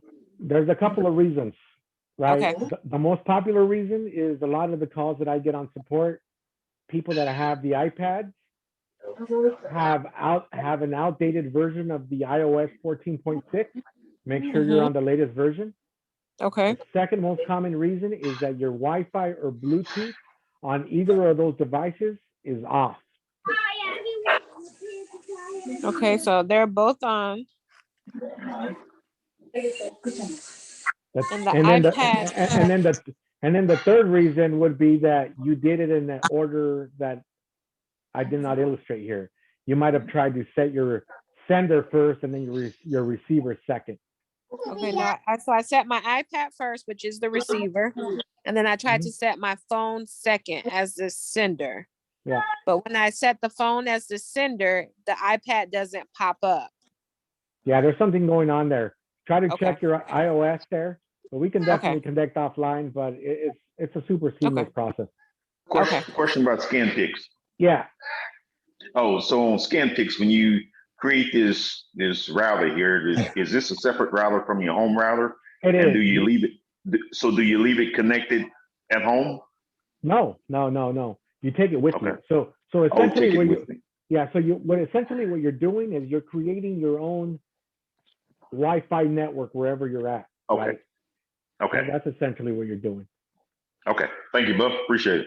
No problem. So is this something, if I connect this before I leave home, is this something I have to reconnect once I get to the venue? Oh, yes, for sure. This is something that should be done at the venue, not at home.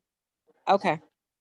Yeah. Okay. So with the networking, with the phone plans and the like, say if the tablet, the iPad and the phone is on the same phone company.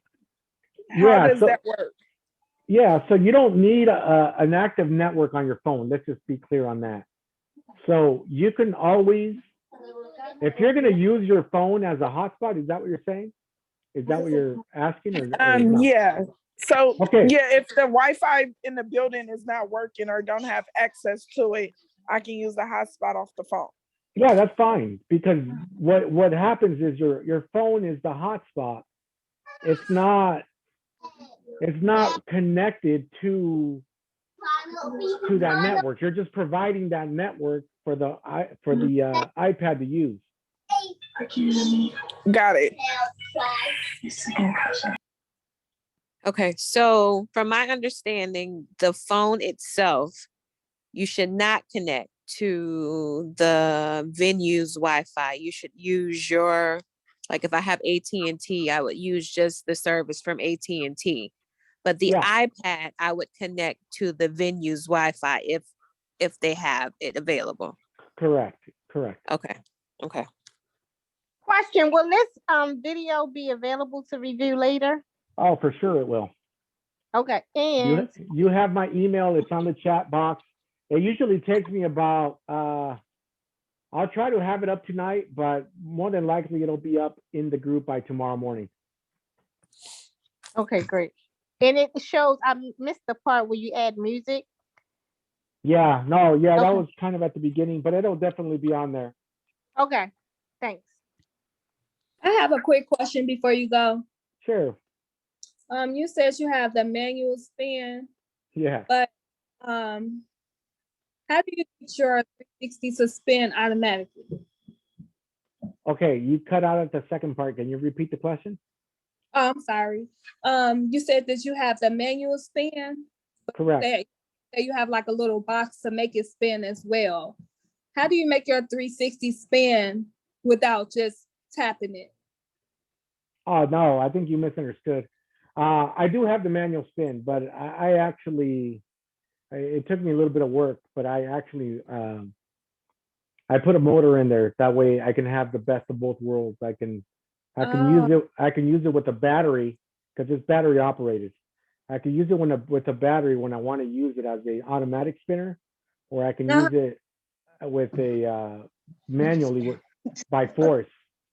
So that was my vision long time ago when I did this. Yeah, I don't know if a lot of people have already bought their 360. I just want it to spin on its own. So what do you suggest me to do if it's a tough one, because if you can't do this yourself, then you'd probably have to buy an automatic. Oh, okay. So you have to. Yeah. Okay. Yeah. I had a question. Thank Go you. ahead. Okay, no problem. Go ahead. I wanted to know about the iPad. I kind of, in my mind, I want to get a large iPad, but it seems like when I look for the 12.9, okay. My question is this. This is my question. How far back can I go on an iPad that'll still take iOS 14? That's a good question. I think maybe a 7, but more than likely an 8. Is that 8th generation? 8th generation, correct. Okay. Yeah. Okay. But I'm gonna tell you straight up right now, like the quality is not gonna be where it needs to be, unless you have the brand new iPad. It's just iPads aren't capable of that high definition video. So I need to get the 2021. Yeah, unfortunately, or an iPhone. Is that for a sharing station or for your No, that's sharing station. For the sharing station? No, I'm sorry, I misunderstood. Yeah. I'm trying to do it. I should have been more specific. I have the iPhone 11 for the actual booth. Oh yeah, you can probably get away with using a 6th generation iPad, but make sure you can look online. If you do some of the Googling, it'll tell you. I've been doing it, and I just haven't been successful in understanding. Well, why don't you do this? Shoot me an email with probably an iPad that you want to get. Shoot me like the model, and I can find that for you. It's fairly easy. Okay. Okay, I have a quick question. Is your email DJ1 or DJ ONE? I didn't see it in the chat. Yeah, ONE.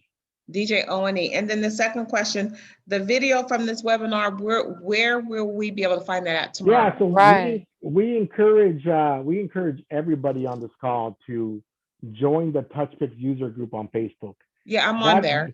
That is like a lifeline of support when something is not going right, because you got a lot of people in there with a lot of experience that if I don't see it or some of the other mods don't see it, they may have the right answer for you right away. So, you know, join that group. I will make sure I post it up in that group. So look for my name, BJ1. I will post it in the TouchPix group by tomorrow. And does the TV... Is DJ O&E at gmail.com? No. TouchPix.com. TouchPix.com. DJ O&E at TouchPix. And does the TV that we use, does it have to have sound? Like, no, not necessarily. Will the music from the clip play on the TV like that? It will if you have sound on the TV, but you don't need sound if you don't want it. Right, because it'll overshadow the music. Yeah. Hi. Can I get that Facebook group again? Okay, who was next? I keep trying to join the Facebook group and it keeps denying me. Do you forget to put your email address in? That's a prerequisite. We typically decline anybody who's refusing to put email addresses in there. Where do I put the email address? It'll ask you when you join. It'll ask you to please provide an email address. Okay, and as for the free trial, where is that? Where do you sign up for that at? Yeah, you can email mail@touchpix.com. Could you spell that? MELL? MAIL at touchpix.com. Oh, mail@touchpix.com. Yeah. Okay, thank you. Okay. Can I get that Facebook group one more time? Yeah, it's TouchPix user group. All right, so I got a question. Sure. So would I be able to run a GoPro with the sharing station and a TV? Absolutely. However, the GoPro on the TV will not do a live view recording. GoPro, it's not capable of doing screen mirroring. However, if you're going to run it with the TV, you could only run it as a slideshow, meaning that all your videos from that night will keep playing in a loop. Okay, yeah, that's what I kind of want. Yeah. All Okay. right, cool. Appreciate it. No problem. All right, I got maybe time for maybe 2 or 3 more questions, and I'm going to call Yes, sir. it. When you recording at an event, the music that you download on TouchPix, is this will a guest be able to hear this, or how they will be able to hear it if they want to dance to it or whatever? Oh, no. So yeah, that's a misconception. So we get a lot of questions of why TouchPix doesn't allow microphone to pick up external DJ music. And we do it for various reasons, or the developer does it for various reasons. First of all, it'll sound awful because we have no control over how that sound is going to sound like. To get a recording of a recording, it sounds awful, distorted, and either way, more than likely it'll get flagged, because if it's something that's copy protected, it'll get removed from social media. So those who you have the option of downloading whatever song you want, but you're responsible to get the clearance from wherever that's needed to download whatever song. Typically, I use instrumentals and tell the guest or the people that are hiring me that I'm going to give them a choice of 3 songs. I'll supply them with 3 royalty-free music tracks, and they'll pick one of those 3. And the event that they don't like it, then they can pick their own that's royalty-free at their own expense. Okay. And also, so when they are on the platform, they don't hear the music while it's videoing. Negative. Okay. What you can do in the event that this occurs, again, this is an upcharge. I do it. I mean, I have a DJ background, so I do have a battery operated speaker that I carry with me, right? It's a little battery operated PA speaker. I do play some top 40 music on there, right, off my Spotify that gets everybody in the mood. And there's nothing wrong with doing that. Yeah. Okay. That'd be great. I appreciate it. Yeah. I'm sorry, I have a question. Sure. Can you run TouchPix on 2 different photo booth devices in the same event? Absolutely. I do it all the Okay. time. I run it on a 360. I've run it on an iPad booth, and I take it a step above that, and sometimes have an attendant running a roaming photo booth, walking around the room with a roamer, all at the same time. Okay, great. Thank you. Are you able to have 2 different songs with those sessions? Well, yes and no. I would consider that more of a pro level user feature. You have to know how to change the music on the fly from your actual phone. Yes, it's possible. Maybe in a few weeks we'll start doing some intermediate to pro level user features, and maybe we can do a webinar on that and show you how to do that. But yes, you can do it. The way I would structure it though, to make your life easier, is example, you get booked for a 3-hour event, give a client the option as an upcharge to use 3 different tracks, meaning you use 1 track for 1 hour, 2nd track for the other hour, 3rd track for the 3rd hour as an upcharge. And you're saying that would be done through the settings on the phone? Correct. The Correct. effects on the phone. Okay, yes, I would love that class. Thank you so much. Correct. Yeah. I had a question about the Sure. roaming photo booth. Yeah. It's a handheld roamer that you put what is it? You Yeah, put the phone in there? no, you put an actual iPad in there, because the iPad cameras for still photos, they're actually pretty great cameras. For the front camera being 7 megapixel, right? When you pair that with the roamer with an LED light and walk around the room, TouchPix also has this unique feature where it actually has background removal, so you can actually change. Instead of capturing a picture of somebody, at a bar, you can actually take a picture of them while they're at the bar, but the background removal, it can actually be any picture that you want, like a green screen without a green screen type of feature. Okay. And the actual roamer, I can Google and find that. Yeah, we recommend certain brands. Obviously, I would probably go with a person named Danny Max. I think he goes by. You might want to probably. I don't want to butcher his URL. You might want to Google Danny Max photo booths or photo booth designs by Danny Max. He actually has these. You can Google what's called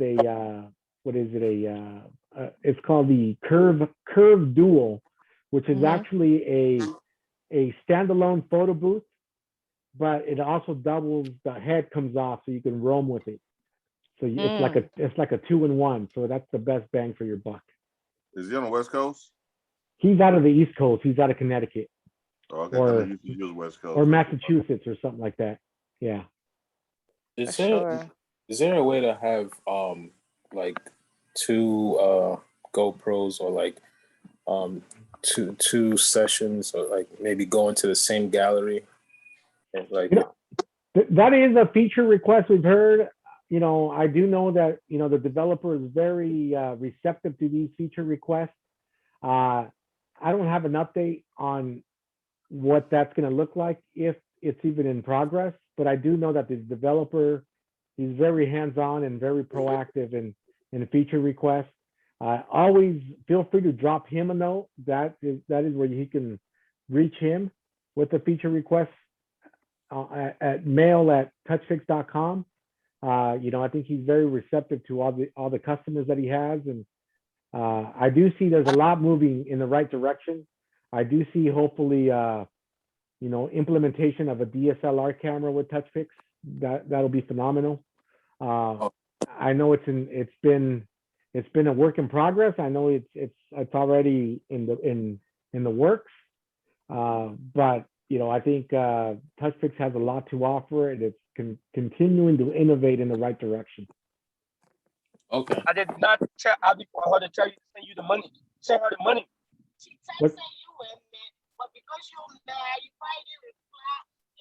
Okay, I take it as that.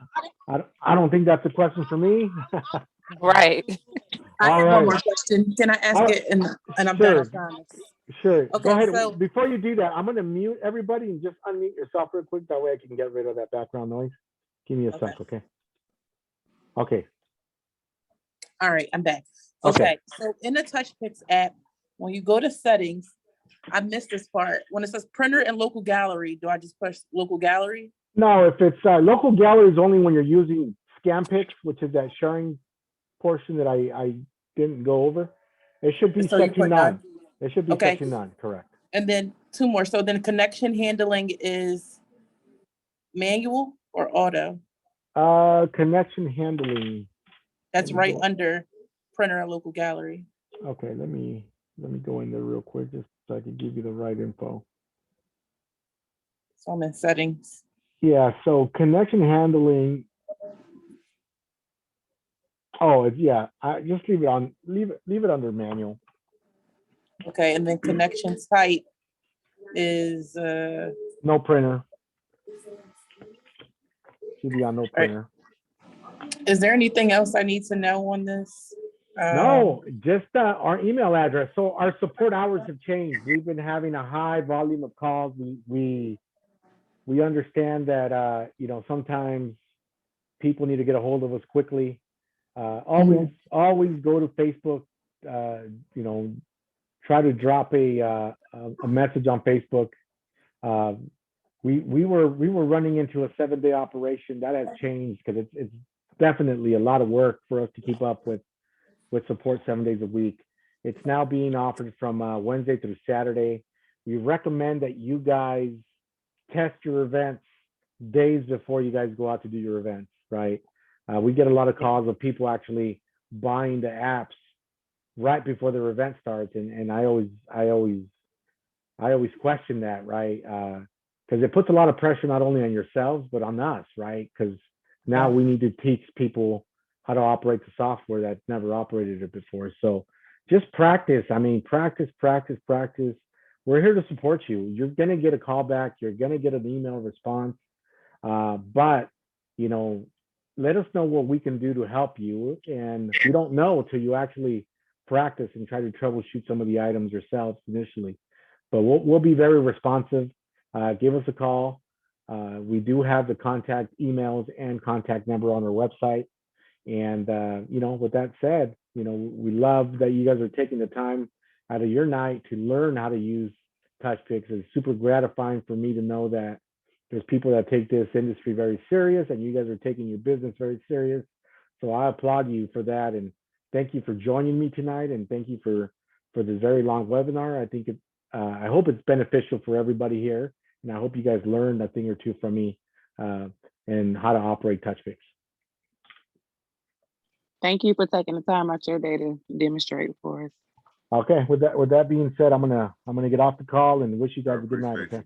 Thank you. So we'll look forward to finding a link to the video tomorrow. Yeah. I'll pin it in the group, and it'll be up by tomorrow morning. Okay. All right, sounds good. Okay. Thank you. Okay. Bye bye. Thank you. Thank you.